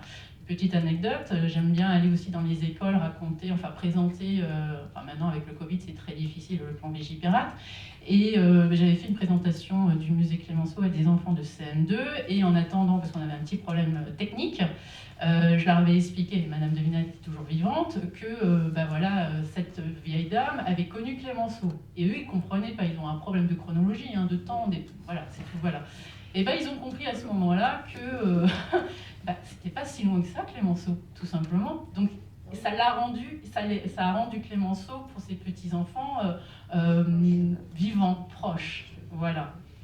Nous, notre volonté avec la modernisation du premier étage, c'était de rendre plus moderne. Vous voyez, là, on est toujours au premier étage, avant la modernisation du premier étage. Voilà. Alors en plus, on est les rois de la récupération, donc on avait récupéré à l'époque des vitrines du musée de Victor Hugo, par exemple. Donc c'était très intéressant de voir aussi des vieilles vitrines. Hein. Voilà. Oui, j'aime bien les pistolets de Clémenceau, donc Clémenceau le duelliste. Et alors oui, je voulais aussi surtout vous montrer ce gros meuble là que vous voyez avec des panneaux. C'est là où on présentait nos photos originales en plus, bien entendu. Même des caricatures, là vous en voyez, voilà. Alors en fait c'était un meuble qu'à l'époque ils avaient récupéré dans une gare, voilà. C'était des panneaux pour indiquer les horaires de train, voilà. Voilà, vous voyez, c'est pas très... c'est à notre temps, voilà. Et voilà, la modernisation, nous avons modernisé en 2017, voici le premier étage, la nouvelle scénographie, et il y a un problème de place, 100 mètres carrés à chaque étage. Voilà, il a fallu aussi exploiter tous les espaces sans saturer l'œil. Ça, c'était l'un des points que nous voulions faire, et en même temps, il a fallu, notre objectif, c'était de montrer moins, mais montrer mieux. Voilà. Et vous êtes accueillis par Clémenceau, enfin en tout cas par son manteau au front, qu'il portait sur le front, voilà. Donc même les stores, on a pu imprimer des images, des photos, et vous êtes imagés comme ça avec, Clémenceau vous regarde d'un œil là, voilà, avec une chronologie. Voilà, alors, et puis vous avez vu, là ce sont des espaces un peu étroits, donc il fallait pas beaucoup, on ne voulait pas beaucoup d'outils numériques. Mais en même temps, on voulait mettre en valeur notre magnifique photothèque. On a plus de 3000 images sur Clémenceau. Clémenceau est l'un des personnages historiques les plus photographiés de son temps. Voilà, j'avais fait un jour un petit concours avec Jaurès. Nous avons gagné. Mais vous allez me dire, oui, c'est un peu normal. Donc voilà. Donc nous avons 3 écrans. Nous avons 3 écrans, donc des visionneuses, comme je les appelle, pour remplacer l'ancien système que je vous ai montré tout à l'heure, le fameux meuble pour les gares. Parce que, et puis de toute façon, nous avons même une photothèque que vous pouvez, sur le site internet, vous rendre. Enfin, vous pouvez vous rendre sur le site internet pour voir encore plus d'images sur Clémenceau. Donc l'écran, il est en dessous de... Il est là. On va faire le petit pointeur ici. Donc dans cet espace-là, il y a déjà 2 écrans. Donc il y avait les Clémenceau, les voyages de Clémenceau, et puis... Ah, je me suis trompée. Bon. Clémenceau, et puis Clémenceau et la Vendée. Voilà. Ici, vous êtes dans l'autre espace, donc vous avez vu, c'est toujours un peu plus petit. Et là, c'est Clémenceau au front. Et puis là, c'est le bureau de Clémenceau. Alors on a voulu, enfin Claire et Noémie ont eu l'idée géniale de faire un bureau pour rappeler que Clémenceau était journaliste, avec son siège au bout là qu'il avait la justice. Et là, nous avons à la fin de l'exposition un espace de projection. Donc nous présentons actuellement 2 vidéos, donc Clémenceau sur le front et puis en 1922 aux États-Unis. Donc ça c'est une vidéo réunissant ces deux moments. Et puis ensuite j'ai découvert en 2016 une interview de Clémenceau, enfin une interview de façon de parler. Des Américains étaient allés interviewer Clémenceau en Vendée en 1929, j'ai retrouvé la date exacte. Et là, pour la première fois, on entend la voix de Clémenceau. Donc c'est un film parlant. Et en fait, vous finissez la visite avec Clémenceau qui rouspète contre vous en disant ça suffit, quoi. Donc là, il faut descendre au rez-de-chaussée pour visiter enfin l'appartement de Clémenceau. Ah bah si, j'ai mis les... Ah bah je suis rassurée. Donc là, ça c'est l'écran Clémenceau et les voyages. Donc je les avais thématisés. Hein. Il est allé aux États-Unis, en Grèce, en Amérique du Sud, en Égypte et Soudan, et puis en Asie. Puis vous cliquez sur l'un et vous avez encore plus d'images. Là, Clémenceau en Vendée, donc avec un petit texte. Clémenceau sur le front. Voilà, donc vous voyez, il y a plein d'images. Vous appuyez dessus et puis bon, ça s'agrandit. Hein. Vous pouvez même zoomer. Et puis vous avez donc autour de Clémenceau. Alors cette application avait été réalisée à l'occasion de l'exposition Clémenceau et les artistes modernes à l'Estorial de la Vendée en 2013 déjà. Cette application a été réalisée par la société vendéenne Mazelia. Voilà. Et puis, je leur ai demandé si je pouvais la récupérer. Et on a attendu quelques années, et puis on a pu intégrer cette application dans la nouvelle scénographie. Donc rien n'est perdu avec nous. Donc voilà, on a pu par exemple, à partir d'une scène, une photo ou une œuvre, vous avez des caricatures et puis vous sélectionnez, vous cherchez, c'est un petit jeu, hein, vous cherchez la caricature qui peut correspondre à la scène, voilà, et puis avec un petit texte. Voilà. Alors la question, c'est pourquoi on n'a pas... enfin, la question. Avec la... Peut-être remettre... c'est plus sympa. Ce que je veux dire, c'est qu'au premier étage, vu qu'on avait, avec la modernisation, les travaux, le chantier, la modernisation de la galerie documentaire, on avait très peu de temps, hein, ça s'est passé en moins d'1 an. On s'est dit, bon, l'audioguide, après. après. Et puis, après l'ouverture, et puis on s'intéressera à ça par la suite. Mais quand on a vu les textes, ils étaient tellement percutants, ils étaient suffisants, les cartels accompagnant bien le sujet, les objets également. On a posé plusieurs fois la question, on a posé la question à tous les visiteurs, est-ce que ça vous aurait intéressé d'avoir un audioguide au premier étage? Non, c'est très bien. En fait, beaucoup me disaient, tous les âges, hein, c'était très diversifié, on veut avoir juste les mains libres, tout simplement. C'est très suffisant. Et puis de toute façon, si j'ai envie de compléter moi ma visite, j'ai juste à aller m'intéresser à Clémenceau, acheter un livre, voir un documentaire, que de toute façon tous les documentaires sont sur notre site internet, enfin il y a des liens, hein, tout simplement. En fait, ils viennent ici, c'est aussi pour avoir juste aussi soit une initiation à Clémenceau, et de toute façon, ou en tout cas pour, voilà, s'ils veulent prolonger leur visite, c'est c'est par eux-mêmes après, par la suite. C'est là, voilà, en s'intéressant par eux-mêmes. Nous, de toute façon, au rez-de-chaussée, dans l'appartement de Clémenceau, on voulait de toute façon garder l'authenticité du lieu, le charme, hein, une autre époque. Voilà, donc on ne voulait pas du tout polluer cet espace avec plein de cartels numériques. L'audioguide et la voix de Madame Devina sont très suffisants, et de toute façon, s'ils veulent poser des questions, de toute façon, de temps en temps, on organise aussi, une fois par mois, des visites guidées.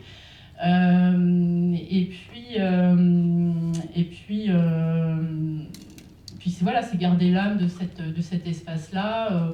Moi, l'été, j'adore, c'est ouvrir les fenêtres, en tout cas les portes du jardin. Je vous remonte le jardin. Et là, vous sentez le jasmin arriver. Donc, dès que vous rentrez dans l'appartement, vous sentez le jasmin. Vous entendez aussi le silence, le craquement du parquet. C'est très agréable, c'est une expérience incroyable. J'aime beaucoup m'observer quand je reçois des groupes scolaires le matin, voir aussi comment ils se comportent quand ils arrivent dans l'appartement et tout de suite dans la salle à manger. Beaucoup se taisent. Et je leur demande, alors qu'est-ce que vous ressentez ? Alors beaucoup me disent, on sent la poussière. Donc ça me vexe un peu. Pourtant j'ai fait la... voilà. Mais en tout cas, beaucoup me disent, on sent le poids de l'histoire. Voilà, des petits CM2 ou des 6e me disant ça, je dis, oh, quand même, ça, voilà. Ils se testent tout de suite. Bon, alors, il y a toujours un chahuteur, bien entendu, mais je le range je le mets dans le jardin. Je le range dans le jardin. De toute façon, il y a même un gourbi, donc voilà. Et puis, mais en tout cas, à plusieurs enfants, ou même des lycéens, est-ce que vous auriez voulu quelque chose en plus, un outil moderne, numérique, etc. Ils me disent non, en fait, nous, on veut tout simplement voir, tout simplement. Voilà. Merci.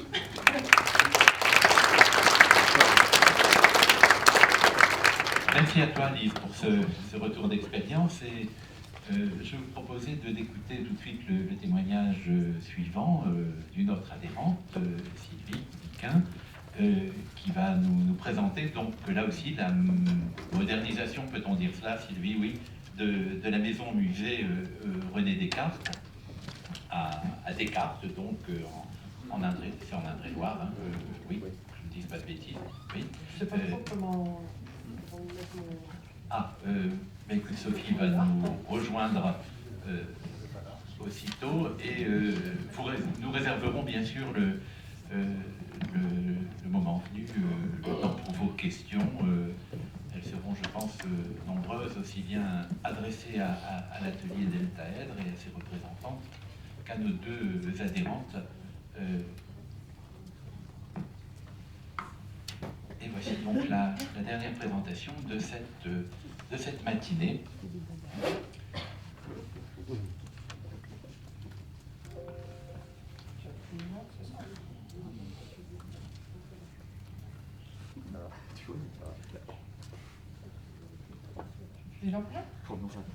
Merci. Donc voilà, je voulais vous présenter un petit peu la maison musée René Descartes. Donc effectivement, je suis très intéressée moi par tout ce qui a été dit et puis notamment par la société Deltaèdre qui pourrait peut-être éventuellement venir me voir pour qu'on étudie un peu la question. Parce que vraiment, donc cette maison musée René Descartes, elle pose quand même un certain nombre de problèmes. Ah oui, ça va un peu vite, donc je ne sais pas comment on peut le stopper sur le premier, mais bon, je ne suis pas très forte en technologie. Il faudrait rester sur... Oh là. Ah ouais, d'accord, bon. Ah oui, alors moi je ne suis pas très douée, hein, vous voyez déjà. Oui, alors donc, les problèmes, enfin, il y a un certain nombre de problématiques qui sont assez importantes. D'abord, les lieux eux-mêmes ont été quand même pas mal transformés au cours des siècles. Donc la façade est à l'inventaire des monuments historiques, une façade du XVIe siècle, mais il y a des parties 18e, etc. Donc elle a été quand même pas mal transformée. L'authenticité, bon, si vous voulez, on la retrouve pas vraiment, puisque c'est un peu difficile aujourd'hui, c'est pas très lisible. on a un peu de difficulté à retrouver l'authenticité puisqu'il y a eu 2 scénographies qui se sont succédées. Et puis en fait, 2 scénographies complètement différentes. Et puis il faut dire que le musée date de 1974. La maison a été habitée jusqu'à cette époque-là, a été habitée, louée par différentes personnes. Et donc le musée en fait a été maison d'habitation et transformé. Voilà. Donc aujourd'hui, c'est pas très lisible. Donc il y a un certain nombre de visiteurs qui regrettent un peu ça, hein, de ne pas retrouver vraiment l'authenticité comme on peut avoir dans certaines de nos maisons d'écrivains, moi que j'aime beaucoup, et qui procurent une émotion. Donc déjà l'émotion, elle n'est plus trop là. Bon, ceci dit, il est aux normes, enfin bon, il y a encore il y a la DAP qui est repassée et qui, évidemment, a trouvé qu'il y avait beaucoup de choses à refaire, mais enfin il y a un ascenseur, etc. Ce qui a fait perdre encore de l'authenticité. Malgré tout, on vient de loin pour voir la Maison des Cartes, on vient de tous les coins du monde, même si le taux de fréquentation est très bas pour des raisons que je vais vous expliquer. Mais on vient un peu de tous les coins du monde, puisque René Descartes est quand même très connu dans le monde entier. Hein. Les Asiatiques sont férus de philosophie et donc pensent que c'est incontournable de venir visiter sa maison. Donc, problème d'authenticité, problème de collection, puisqu'on n'a pratiquement pas de collection. Hein, c'est-à-dire que, bon, les manuscrits de Descartes, etc., c'est trop cher. C'est un musée municipal, ça je vous le dis tout de suite, et il y a quand même peut-être un problème là-dessus, et qu'il faudrait qu'il y ait sûrement une gouvernance différente, puisque, personnellement, j'ai beaucoup de mal à leur faire comprendre que... eh bien, il faudrait vraiment faire beaucoup de communication, il y a un intérêt assez limité, je dirais, sur ce musée de la municipalité. Donc ça, c'est un énorme problème. Donc peu de collections, puisque pas de conservateurs, pas de personnel scientifique jusqu'à mon arrivée en 2006, et donc pas d'achat, enfin il n'y en a toujours pas, d'ailleurs pas d'acquisition. La conservation, de toute façon on a très peu d'œuvres, donc il y en a une que j'ai fait restaurer, le buste de Descartes. Donc c'est une problématique aussi. Et alors la troisième problématique, c'est qu'il y a eu une première scénographie trop succincte, qui ne plaisait pas. Cette scénographie avait été faite par un architecte qui est très connu, Barillet, qui a fait beaucoup de choses sur Tours. Donc c'était trop austère. Alors la scénographie qui a été faite en 2005, moi je suis arrivée après, en 2006, donc la scénographie qui a été aménagée durant toute l'année 2005, c'est vrai, elle a du coup pris le parti complètement contraire. C'est-à-dire au lieu d'être minimaliste, elle est maximaliste. Ce qui veut dire que j'étais très intéressée tout à l'heure quand vous avez parlé de adapter son parcours. C'est vraiment une phrase que je retiens. C'est-à-dire que quand vous visitez, ceux qui veulent avoir plus de détails, ils peuvent cliquer sur quelque chose, ou voilà, grâce au numérique, et avoir un développement. Ceux qui ne veulent pas, le font pas. Or là, c'est maximaliste, c'est-à-dire en plus, c'est que des textes, que du texte, que du texte, que du texte. Ça veut dire que de la lecture, que de la lecture, que de la lecture. Le problème, alors c'est bien présenté, hein, c'est-à-dire c'est un parcours scénographique qui est très esthétique, très joli. On ouvre des petites portes, on découvre des textes, on referme, on soulève autre chose. Voilà. Donc ça, c'est un peu interactif, si vous voulez. Le scénographe a fait quelque chose d'esthétique et d'interactif, avec quand même beaucoup de connaissances qui, bon, à mon avis, peut-être qui étaient un peu en surplus, on va dire. Hein. Et c'est vrai qu'on l'a dit, nos publics d'aujourd'hui, alors les gens comme nous, de notre génération, on aime beaucoup lire, Bon, donc ça va. Les gens qui viennent voir René Descartes, bon, bah, c'est vrai que c'est quand même des gens qui sont très intéressés par la philosophie, par l'époque, par l'histoire, etc. Qui vont faire l'effort, je dis bien l'effort, hein, qui vont faire l'effort de lecture. Malgré tout cela, quand même, il y a quand même tellement, dans chaque pièce, il y a tellement de contenu qu'à la fin, les 2 dernières pièces, on les zappe, alors qu'elles sont très intéressantes, puisque c'est le regard des philosophes sur Descartes ou le regard de Descartes sur les philosophes.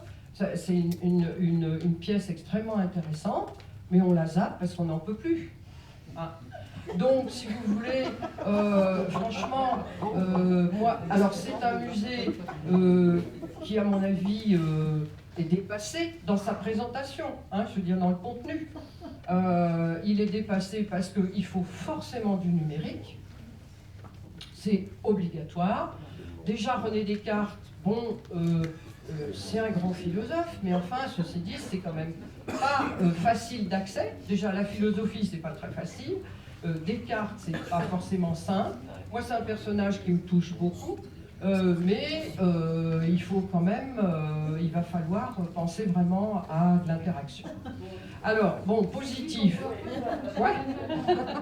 Alors, soyons positifs. Donc, il y a quelque chose qui m'a vraiment, que j'ai développé.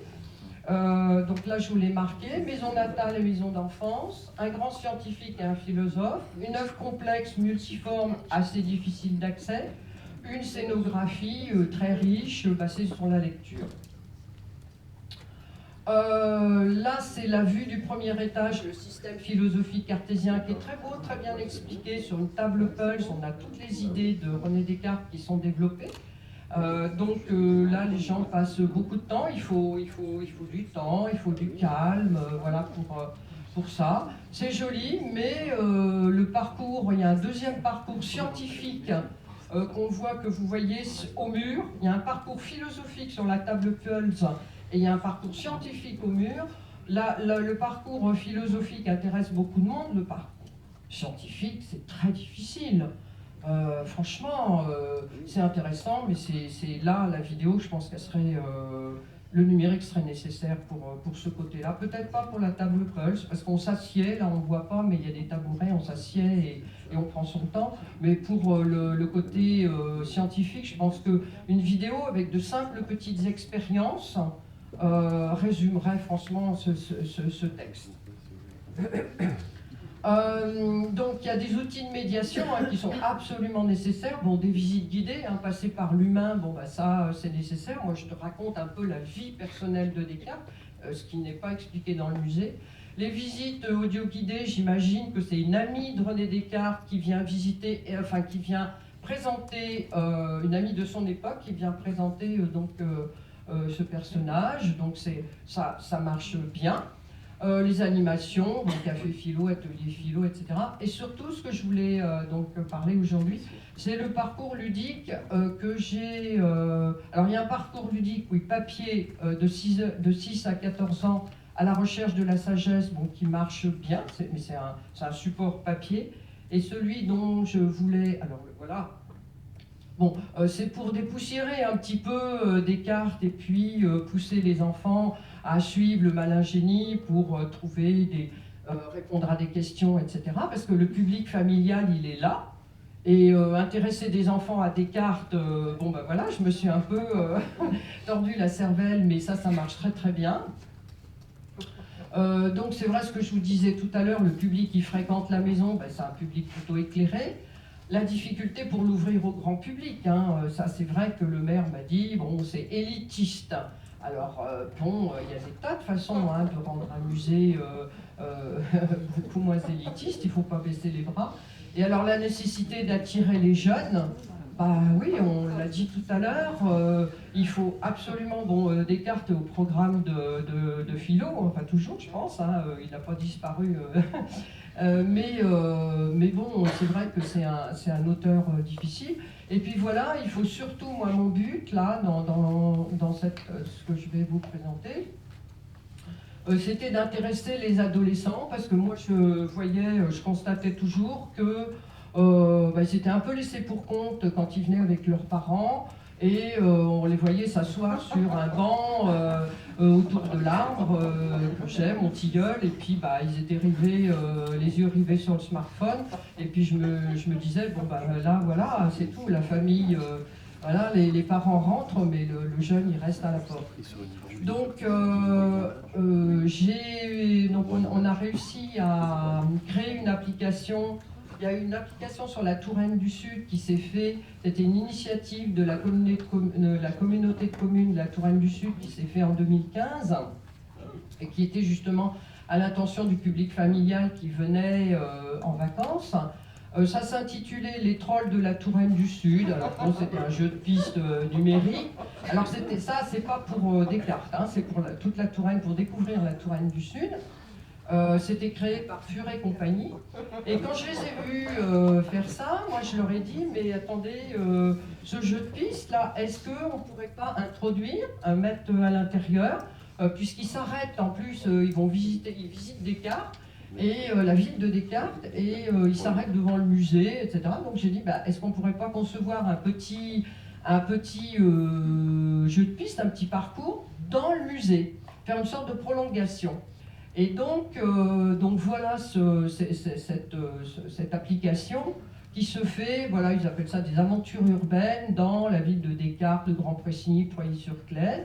Donc c'est très bien, le public familial se balade avec ça, ça marche très bien. Donc moi je leur ai demandé, est-ce que je peux pas, est-ce que je peux pas greffer quelque chose sur ce circuit? Donc effectivement, oui, ça s'est fait. J'ai été presque étonnée que ça puisse se faire. Ça s'est fait tout simplement parce que c'est la communauté de communes qui a payé les 3/4 du coût. Hein, et donc la mairie a eu juste un quart à payer. Et encore, ils ont un peu ergoté, donc bon voilà. Mais enfin, ça s'est fait. Et donc, la mise en service s'est fait en 2017.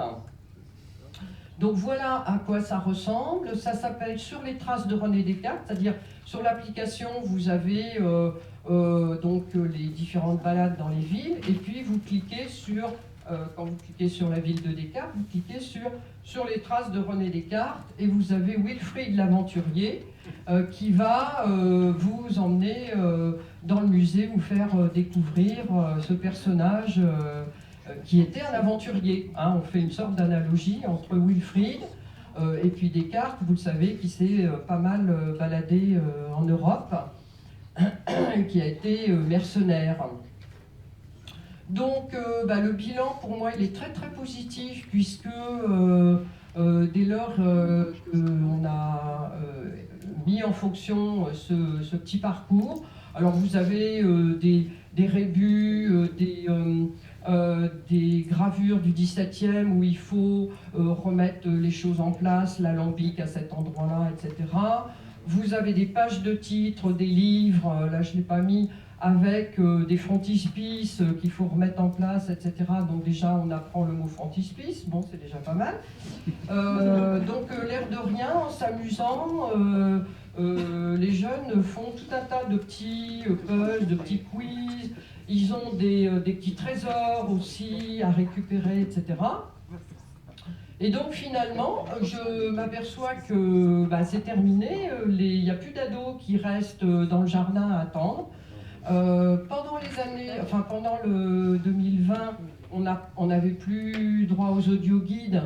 Et donc les applications, c'était quand même pas mal, puisque c'était sur leur smartphone ou souvent sur le smartphone des parents. Parce que, le problème, c'est toujours un peu ça. Alors, on disait l'autre fois, le problème du réseau. Bon, j'ai pas trop de problème de réseau. La 4G, à Descartes, ça marche bien, puis on va avoir la fibre. Donc, c'est pas trop ça le problème. C'est plutôt les smartphones des jeunes qui sont pas toujours adaptés, la lenteur du téléchargement ou des choses comme ça. Mais bon, les parents, en fait, ils marchent aussi. Ils font le jeu aussi. Donc, je les vois à plusieurs faire l'application. Donc le public familial, là, je pense que c'est vraiment bien. Des connaissances acquises sans effort, on le disait tout à l'heure, hein, par l'intermédiaire du jeu, ça fonctionne bien. Je vous dis simplement, les petits problèmes, ça peut être le téléchargement ou des choses comme ça. Mais sinon, le jeu, il marche très bien. On parlait aussi de savoir comment faire connaître cette application. Seulement cette année, je m'en suis préoccupée, c'est-à-dire que j'ai fait un petit flyer très simple et très imagé, qu'on a pu remettre vraiment systématiquement quand on a vu qu'on avait du public familial, pour vraiment inciter, dès leur arrivée, les jeunes à ne pas s'asseoir en attendant les parents, mais tout de suite à leur dire, il y a une application qui est vraiment faite pour vous, quoi. Autant le jeu à la recherche du malin génie, ça va jusqu'à 14 ans. Après 14 ans, ils ne veulent plus faire un jeu papier, donc une application, ça va on va dire, de 14 à, je ne sais pas jusqu'à quel âge, jusqu'à 18 ans, on va dire. Après, les autres, ça va être peut-être justement d'introduire du numérique, parce que, oui, là, c'est une autre génération et qui va pas lire tous les textes, je le sais très bien, qui sont dans le musée. Voilà. Alors le nouveau projet, on en a parlé tout à l'heure, hier, des visites virtuelles du musée. Donc là, c'est un autre projet, je suis très très contente. Ça vient juste de se mettre en place, puisque juste avant que je vienne, le tournage a été fait. Donc ça, c'est grâce au soutien de l'association Musée en Centre Val-de-Loire, qui a eu le plaisir donc de se voir attribuer de nouveau cette année un budget du fonds handicap distribué par la DRAC. Et donc il s'agissait de trouver des musées qui étaient guère accessibles, qui n'étaient pas ou guère accessibles par les personnes à mobilité réduite. Et malheureusement, le musée est dans ce cas-là, puisque pas tellement à l'intérieur, puisque je vous ai dit, il y a un ascenseur, etc. Donc c'est à l'intérieur, c'est pas complètement les normes, mais ça peut aller. Par contre, on peut pas y entrer. On peut y entrer difficilement. C'est-à-dire que le musée, il date donc du XVIe siècle à l'origine, et la rue a été remblayée, ce qui fait qu'ils ont fait une sorte de trottoir bateau devant le musée avec des escaliers. Bon, alors, les poussettes, les personnes en fauteuil doivent passer par la rue, doivent passer sur la rue, n'est-ce pas, pour pouvoir entrer dans le musée. Rue passante, les voitures vont trop vite, donc il y a quand même un problème. Et puis ensuite, il faut trouver le bateau. Le bateau, il est pas juste en face de la porte. Il faut faire le tour pour revenir comme ça. Donc l'accessibilité du musée Descartes, c'est programmé, mais dans le calendrier de l'ADAP, le musée il est en dernier, parce que sans doute on juge que c'est pas très intéressant. Donc j'ai candidaté, le musée a donc été retenu, le musée Descartes a été retenu, et donc on bénéficie donc de cette visite virtuelle. Ça ne me fait pas peur du tout du point de vue de décourager les visiteurs, c'est-à-dire que ça va être sur le site. Non, je ne pense pas que ça va les décourager, au contraire, ça va vraiment les pousser à venir voir. Expérience personnelle, je suis allée dernièrement en Suisse et j'ai été visiter le château de Voltaire, à Ferney-Voltaire. J'ai regardé sur le site internet, j'ai fait la visite virtuelle avant, ça m'a pas du tout, je me suis pas dit, c'est plus la peine que j'y aille. J'ai eu une émotion, quand vous parliez d'émotion, j'ai vraiment eu une émotion en arrivant, le jardin, la vue sur le vallon, etc. Donc non, la visite virtuelle, moi je pense que ça encourage vraiment. D'autant que là, j'ai en plus compris que ça allait vraiment être bien, parce qu'on allait pouvoir cliquer sur certains objets. Alors, vous allez voir, les objets, on a choisi par exemple le crâne, le moulage du crâne de Descartes. Bon, c'est un peu morbide, mais à la limite, ça plaira peut-être à certains publics. Et donc, en cliquant sur le moulage du crâne de Descartes, on aura un petit peu l'histoire assez rocambolesque, d'ailleurs, du crâne. Et voilà. Donc, les objets dont vous parliez, les objets customisés, enfin bon, voilà, nous, j'ai très peu de collection, mais j'ai quelques objets qui pourront répondre. Et effectivement, on aura des détails comme ça. Donc ça sera la visite virtuelle plus des développements comme ça.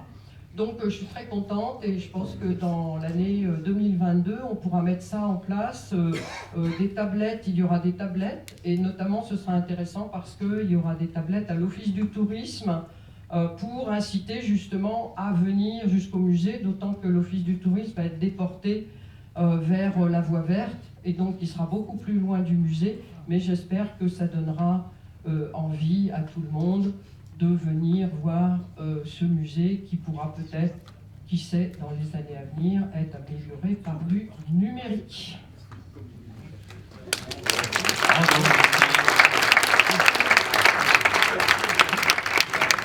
Merci à toi, chère Sylvie Bouliquin, pour cette présentation. Je te sais gré de ta croisade en faveur de la fréquentation adolescente de ton établissement et de tous les autres d'ailleurs. Je crois que c'est vraiment quelque chose qui mérite d'être souligné. Vous avez pu mesurer, je crois, au fil de cette matinée, la diversité des expériences présentées, diversité de leur, à la fois de leur envergure, de leur statut. Sylvie l'a rappelé, c'est un musée municipal, que la maison musée Descartes, de leurs finances aussi, et il était bon que tu rappelles effectivement que ces contingences matérielles pèsent quelquefois lourd dans les projets qui sont les nôtres. Merci aussi pour la franchise et la lucidité de ta présentation. Je crois que c'est très appréciable d'entendre ça. Et puis, je crois qu'il ne faut pas désespérer de la numérisation de Descartes. Il a été, comme tu l'as dit, un aventurier de l'esprit, tout au moins, et puis le père non seulement du cogito, mais de la computation binaire, donc 0 ou 1, c'est Descartes déjà, donc vous avez du travail, mesdames de Deltaèdre. Nous avons le temps, Sophie, de quelques questions, effectivement, malgré l'heure un peu tardive. Donc, on a 20 minutes. Parfait. Donc, à vous, chers amis, pour toutes vos questions. Hervé, tu as une question et on te passe tout de suite le micro. Et Hachmi, allez, qui a demandé ensuite la... Merci. C'est une question a priori pour Deltaèdre, mais peut s'appliquer à d'autres intervenants. Ce qu'on a vu majoritairement, ça décrit des dispositifs qui sont installés dans des lieux. Le conteneur étant un lieu, par exemple, aussi, mais dans des musées, donc très très bien, parfait. La problématique sur laquelle nous sommes en ce moment est un peu différente. L'idée est de faire des expositions sur un écrivain, soit itinérantes, soit qui peuvent se prêter à des plantations dans des lieux, par exemple des collèges.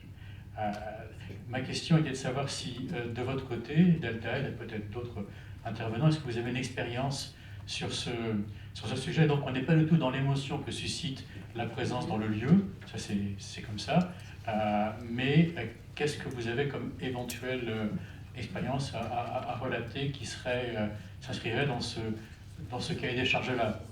Donc une itinérance ou bien la présence dans des lieux d'éducation notamment.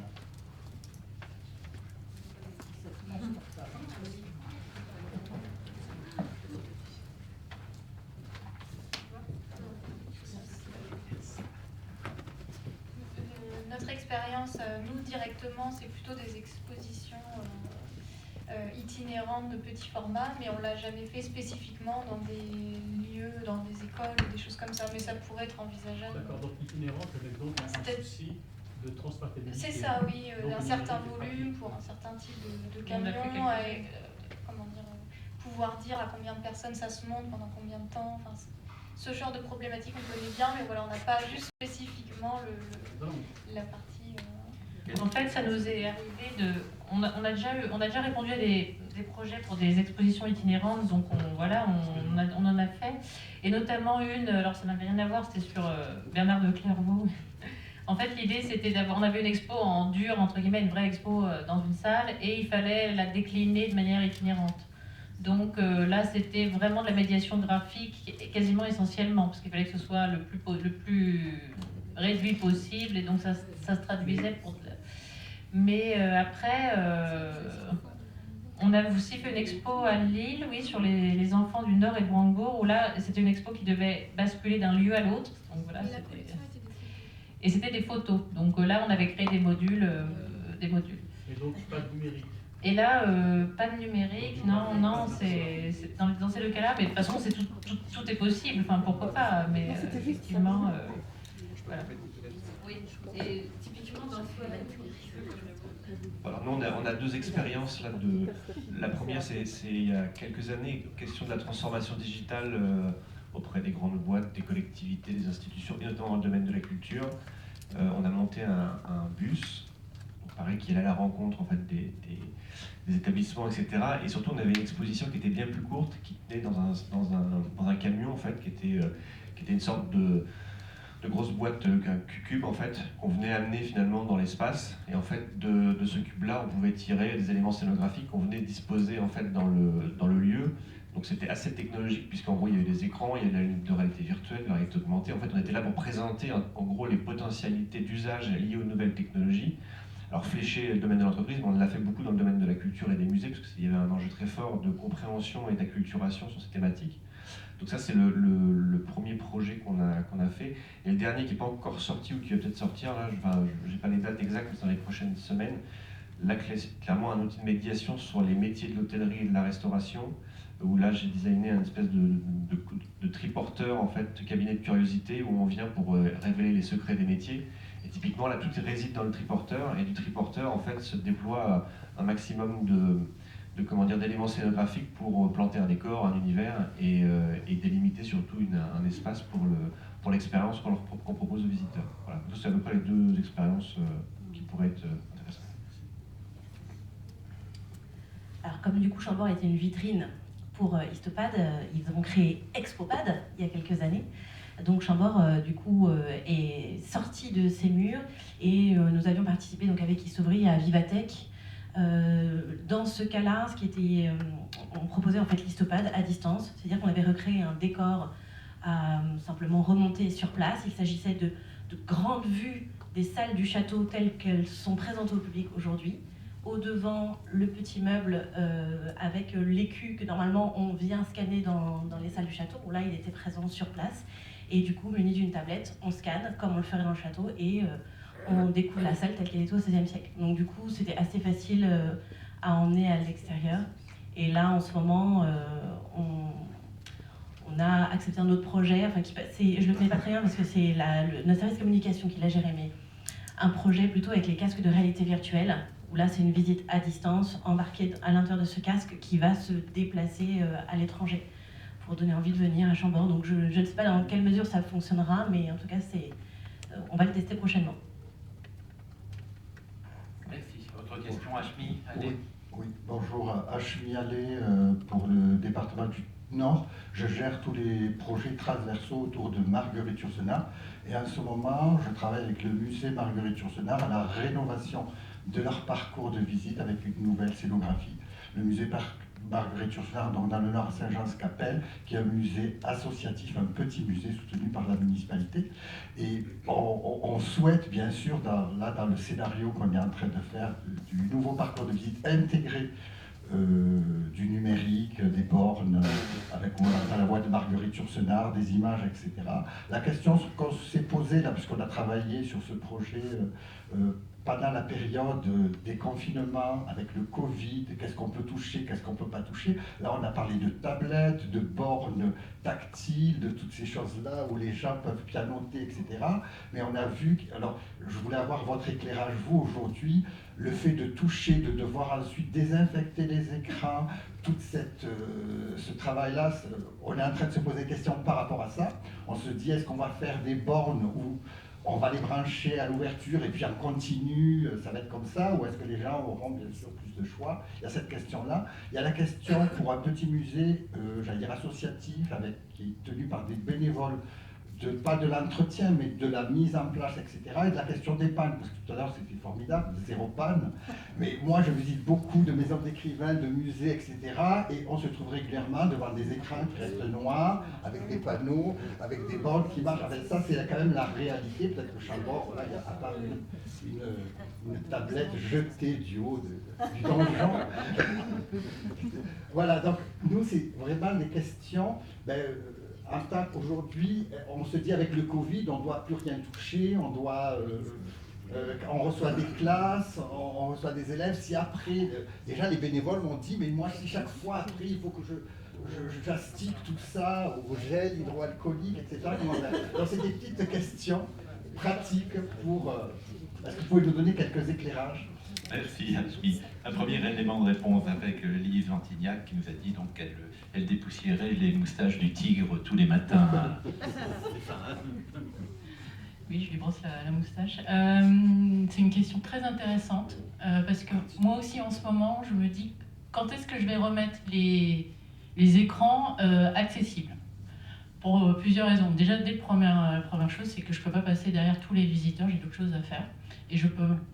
C'est pas que j'ai pas confiance en les agents d'accueil, mais je sais que je peux pas leur demander parce qu'ils l'ont pas fait. Même déjà avec les audioguides, je leur demande de nettoyer les audioguides, même avant le Covid, je sais qu'ils le font pas. C'est pour ça le casque dont vous aviez parlé, là j'aimerais bien voir le principe, en tout cas je regarderai sur internet. Deuxième point aussi, donc je me pose la question en ce moment, quand est-ce que je vais remettre les écrans tactiles en place, enfin accessibles. Parce que si je mets aussi le gel hydroalcoolique juste à côté, sur le meuble qui va m'abîmer ces jolis meubles que vous voyez, parce que ça fait des dégâts. Alors, déjà, on le voit déjà sur le parquet. Voilà, moi je préfère encore un peu frustrer le visiteur. En plus, il peut aller sur le site internet qui est quand même bien... Le site internet du musée Clémenceau est très riche en informations. Donc voilà, est-ce que je protège les lieux et les meubles, ou bien, et surtout, je veux protéger aussi le visiteur, tout simplement. Voilà. Ça détraque les choses tactiles. Aussi, en plus, totalement, tout à fait. Voilà. Bon, en même temps, les photos qu'on propose avec les visionneuses ou même autour de Clémenceau, déjà, je leur dis, revenez plus tard. Bon, ça vaut une deuxième visite. Et puis, ça apporte pas plus à la narration, hein, tout simplement. Voilà. Donc, protéger les lieux, protéger surtout les personnes. Voilà. Parce que je peux pas avoir confiance en les... Voilà. D'autres éléments de réponse, Claire? En fait, c'est vrai que là, la question se pose à chaque fois dans des conceptions, mais en ce moment, donc on a différents gadgets. Enfin, par exemple, on peut avoir aussi les enceintes directionnelles, mais c'est pas super. Enfin, ça dépend en fait, ça dépend des configurations d'espace, mais il y a des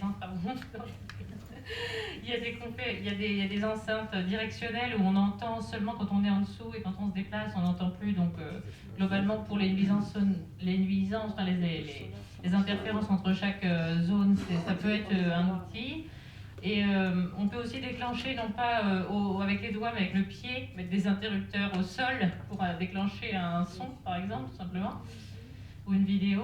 On a aussi, alors là, je m'avance parce que je ne connais pas les budgets, c'est assez nouveau, mais on a des sons par conduction osseuse où en fait on met le coude sur un petit dispositif, on met le coude en fait sur le dispositif et le son passe par le bras et on entend à ce moment-là.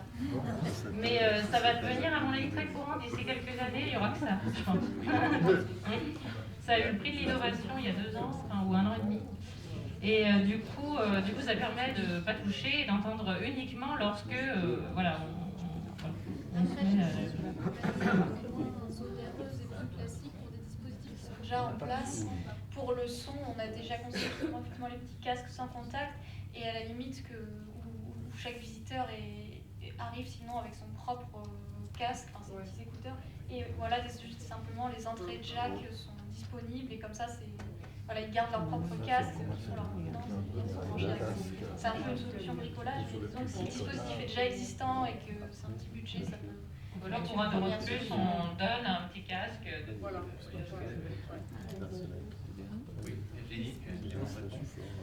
C'est vrai que cette période, elle est compliquée pour nous, pour les dispositifs de médiation. C'est comme ça que nous avons cet hiver revu l'ensemble des cartels du château pour en faire des cartels numériques, mais qui se présentent sous forme d'écran dans les salles.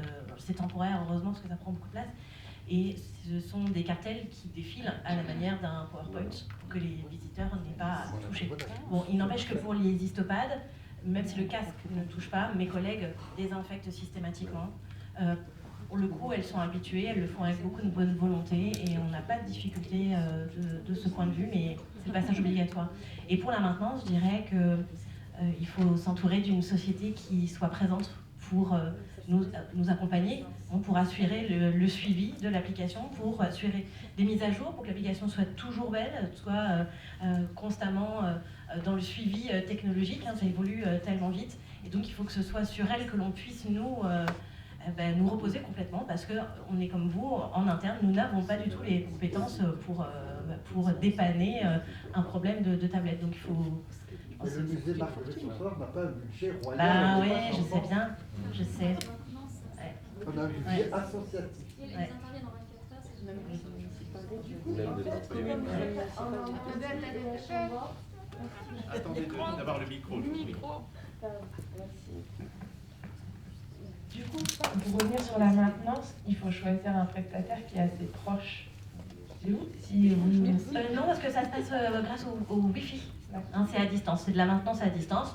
Ils savent en direct quelle tablette a un problème et donc interviennent quasi dans l'instant pour certaines difficultés qu'on pourrait avoir. Quand il s'agit des piles, bon, il faut juste leur 2 jours pour qu'ils viennent changer complètement les piles. Là, c'est propre à votre expérience, mais par exemple, pour une scénographie d'un écran qui ne s'éveille pas le matin, comment on fait? Vous êtes à Tours, vous êtes à Paris, on est dans le Nord. Voilà.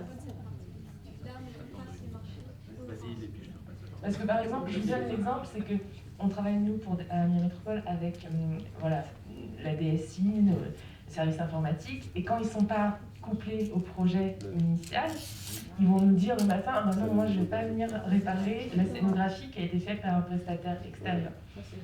Donc, du coup, quel est votre temps de réactivité sur des scénographies que vous avez montées, mais sur lesquelles vous n'êtes pas présent? Il faut rarement mettre la DSI dans le projet, en fait, c'est la première règle. En blague à part, qui n'est pas vraiment une blague. En fait, je prends l'exemple du club, pareil, le côté distanciel joue beaucoup. En fait, on a des écrans aussi, nous, dans le club extraordinaire, il y a 4 écrans tactiles. Effectivement, ça a un coût, parce qu'on prévoit du spare, des exemplaires supplémentaires en cas de problème s'il y a du remplacement, ça peut arriver, une panne matérielle, c'est comme une bagnole, ça peut tomber en panne. Et dès que c'est une panne, on va dire, plutôt digitale, effectivement, il faut se faire accompagner de sociétés qui ont l'habitude de travailler à distance, en fait, via effectivement Internet. On peut rapidement diagnostiquer là d'où vient la panne et la régler à distance. Et sincèrement, c'est comme une Freebox. Le premier truc, ça paraît toujours bizarre, mais le mec il nous demande si on ne peut pas rééteindre la Freebox et la rallumer ensuite. Globalement, ça marche assez bien. Et donc, en fait, ce que font les informaticiens, alors nous, on le dit parce que ça nous fait rire, d'autres disent que non, il y a des manipulations de fou à faire. En fait, clairement, il y a souvent à rallumer, à rééteindre, et puis le système se purge et il fait un reset, et puis il se redémarre. Globalement, c'est ça. Ça marche pour une fois, vous le faites 3 fois d'affilée, et au bout de la 10e fois, vous commencez à vous dire qu'il y a peut-être un autre problème qui intervient, et effectivement. Mais la blague à part sur la DSI, effectivement, si nous on avait mis la DSI, je pense, de la région, on y serait encore. En fait, il y a une question d'agilité aussi, que souvent les systèmes, notamment liés aux systèmes d'information, informatique, etc., ils n'ont pas forcément cette culture-là. Donc ça peut être un frein dans certaines DSI. Voilà pour le petit message.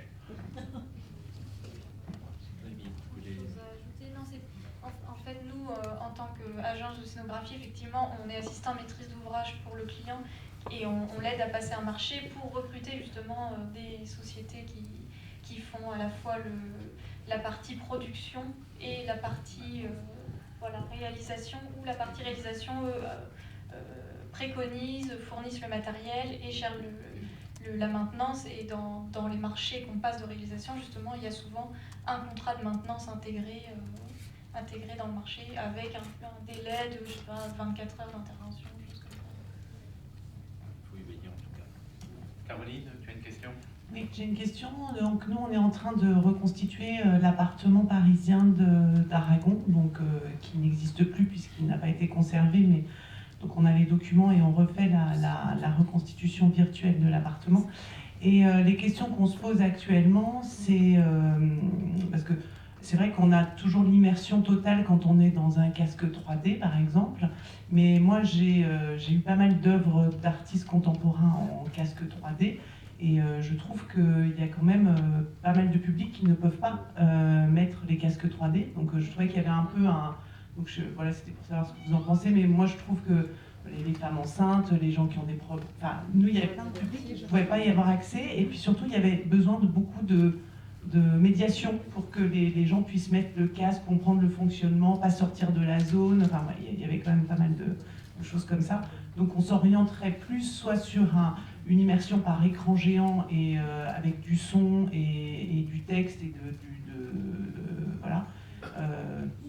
Plus que voilà, c'était comme ça qu'on l'envisageait, mais je voulais avoir peut-être un retour là-dessus. Moi, je suis assez d'accord parce que j'ai testé le casque de réalité virtuelle qui a donc été créé pendant le confinement en fait et qui a été proposé au public pour la première fois pendant les vacances de la Toussaint en 2021, donc c'est tout frais. Et c'est vrai qu'il y a d'abord des difficultés pour recruter des personnes qui soient capables de lancer ces séances collectives d'immersion, même si chacun est enfermé dans son casque. Pour le coup, ce sont des séances qui avaient lieu toutes les demi-heures. Et donc on a eu du mal déjà à recruter des personnes qui allaient pouvoir mettre à disposition le matériel. C'était beaucoup de gestion de maintenance aussi pour nettoyer. Pour le coup, beaucoup de pannes. Et il fallait à peu près, je crois que les personnes étaient une vingtaine pour chaque séance. Il fallait 20 minutes pour préparer l'ensemble des personnes. Donc il y en a qui étaient déjà équipés au départ avec leur casque et qui pendant 20 minutes devaient attendre que les autres soient équipés. Bon, j'ai trouvé ça assez lourd. Et puis dans la séance où moi j'ai participé, il y a 3 personnes qui ont arrêté parce qu'elles commençaient à se sentir un peu dans une position désagréable. Donc c'est vrai que je crois moins au casque de réalité virtuelle, mais encore une fois, toutes les expériences, tous les goûts sont là. La tablette est pratique. Bon, celle-ci elle est peut-être un peu petite, mais on peut aussi avoir une vraie impression d'immersion quand on regarde à travers un écran un espace à 360 degrés de haut en bas. Si en plus on a un son, l'odeur aussi, il y a beaucoup de sociétés en ce moment qui travaillent sur l'odeur. C'est vrai que ce sont des choses qui peuvent favoriser vraiment l'immersion dans un espace restitué. Je crois qu'il va nous falloir conclure cette matinée. D'une question? Vas-y, je t'en prie. Oui, bonjour, Hervé Joubeau, ancien conservateur de différents lieux plus ou moins authentiques. Non mais justement, c'est plutôt une remarque, comme je ne suis plus en activité, une remarque moins concrète que les questions qui ont pu être posées par les collègues, et j'ai été frappé pendant cette dernière table ronde sur cette notion d'authenticité qui est revenue de manière diverse à plusieurs reprises, depuis les choses dans leur jus. Reste à savoir dans quel jus, parce que même les lieux qui n'ont pas bougé depuis le décès de la dernière personne qui l'a occupé, justement c'est le dernier état, et c'est pas forcément historiquement le plus intéressant. Donc même cette authenticité-là, elle pose question. Et puis on a quand même une très grande majorité de lieux où cette authenticité n'existe pas. Là, j'ai été très intéressé par le cas de Chambord, parce que là, je pense que vraiment votre outil, il est particulièrement bien adapté, parce que le public, en fait, il vient avec l'idée qu'il va avoir quelque chose d'authentique, dans la plupart des cas. Et moi, la très grande difficulté que j'ai éprouvée à plusieurs reprises et dans différents lieux, c'est justement de faire percevoir, à travers les différents outils de médiation, quel était ce degré d'authenticité qu'on présentait au public, arriver à ne pas le décevoir par rapport à son attente. Il pense qu'il va forcément être dans le lieu tel que l'a connu le personnage qui est, etc. Mais en même temps, être honnête avec lui et ne pas lui raconter de bobards sur le fait que c'est dans l'état alors que ça ne l'est pas. Et je pense que cette multiplicité d'outils de médiation, à mon avis, doit servir à ça, c'est-à-dire à la fois à informer le public de manière être honnête et lorsque cette authenticité n'est pas là, à lui expliquer que c'est pas forcément ça l'essentiel, mais que c'est la compréhension du personnage, du lieu, des événements, etc. Voilà. Merci, ce sont déjà de bons éléments de conclusion pour cet après-midi, mais avant cela, nous allons avoir droit à la petite pause déjeuner. Je tiens à vous remercier, cher public, pour votre patience pendant toute cette matinée passionnante, et à remercier nos intervenants très, très chaleureusement. Merci du temps qu'ils nous ont consacré, du déplacement qu'ils ont accepté de faire. Remercier aussi, je pense qu'on le fera tout à l'heure, mais à la fois nos hôtes du muséum, Gérald qui est à la technique là-bas, notre technicien son pour sa disponibilité, puis notre chère Sophie qui, vous le voyez, est au four, au moulin, partout. Je vous propose de les applaudir tous cela.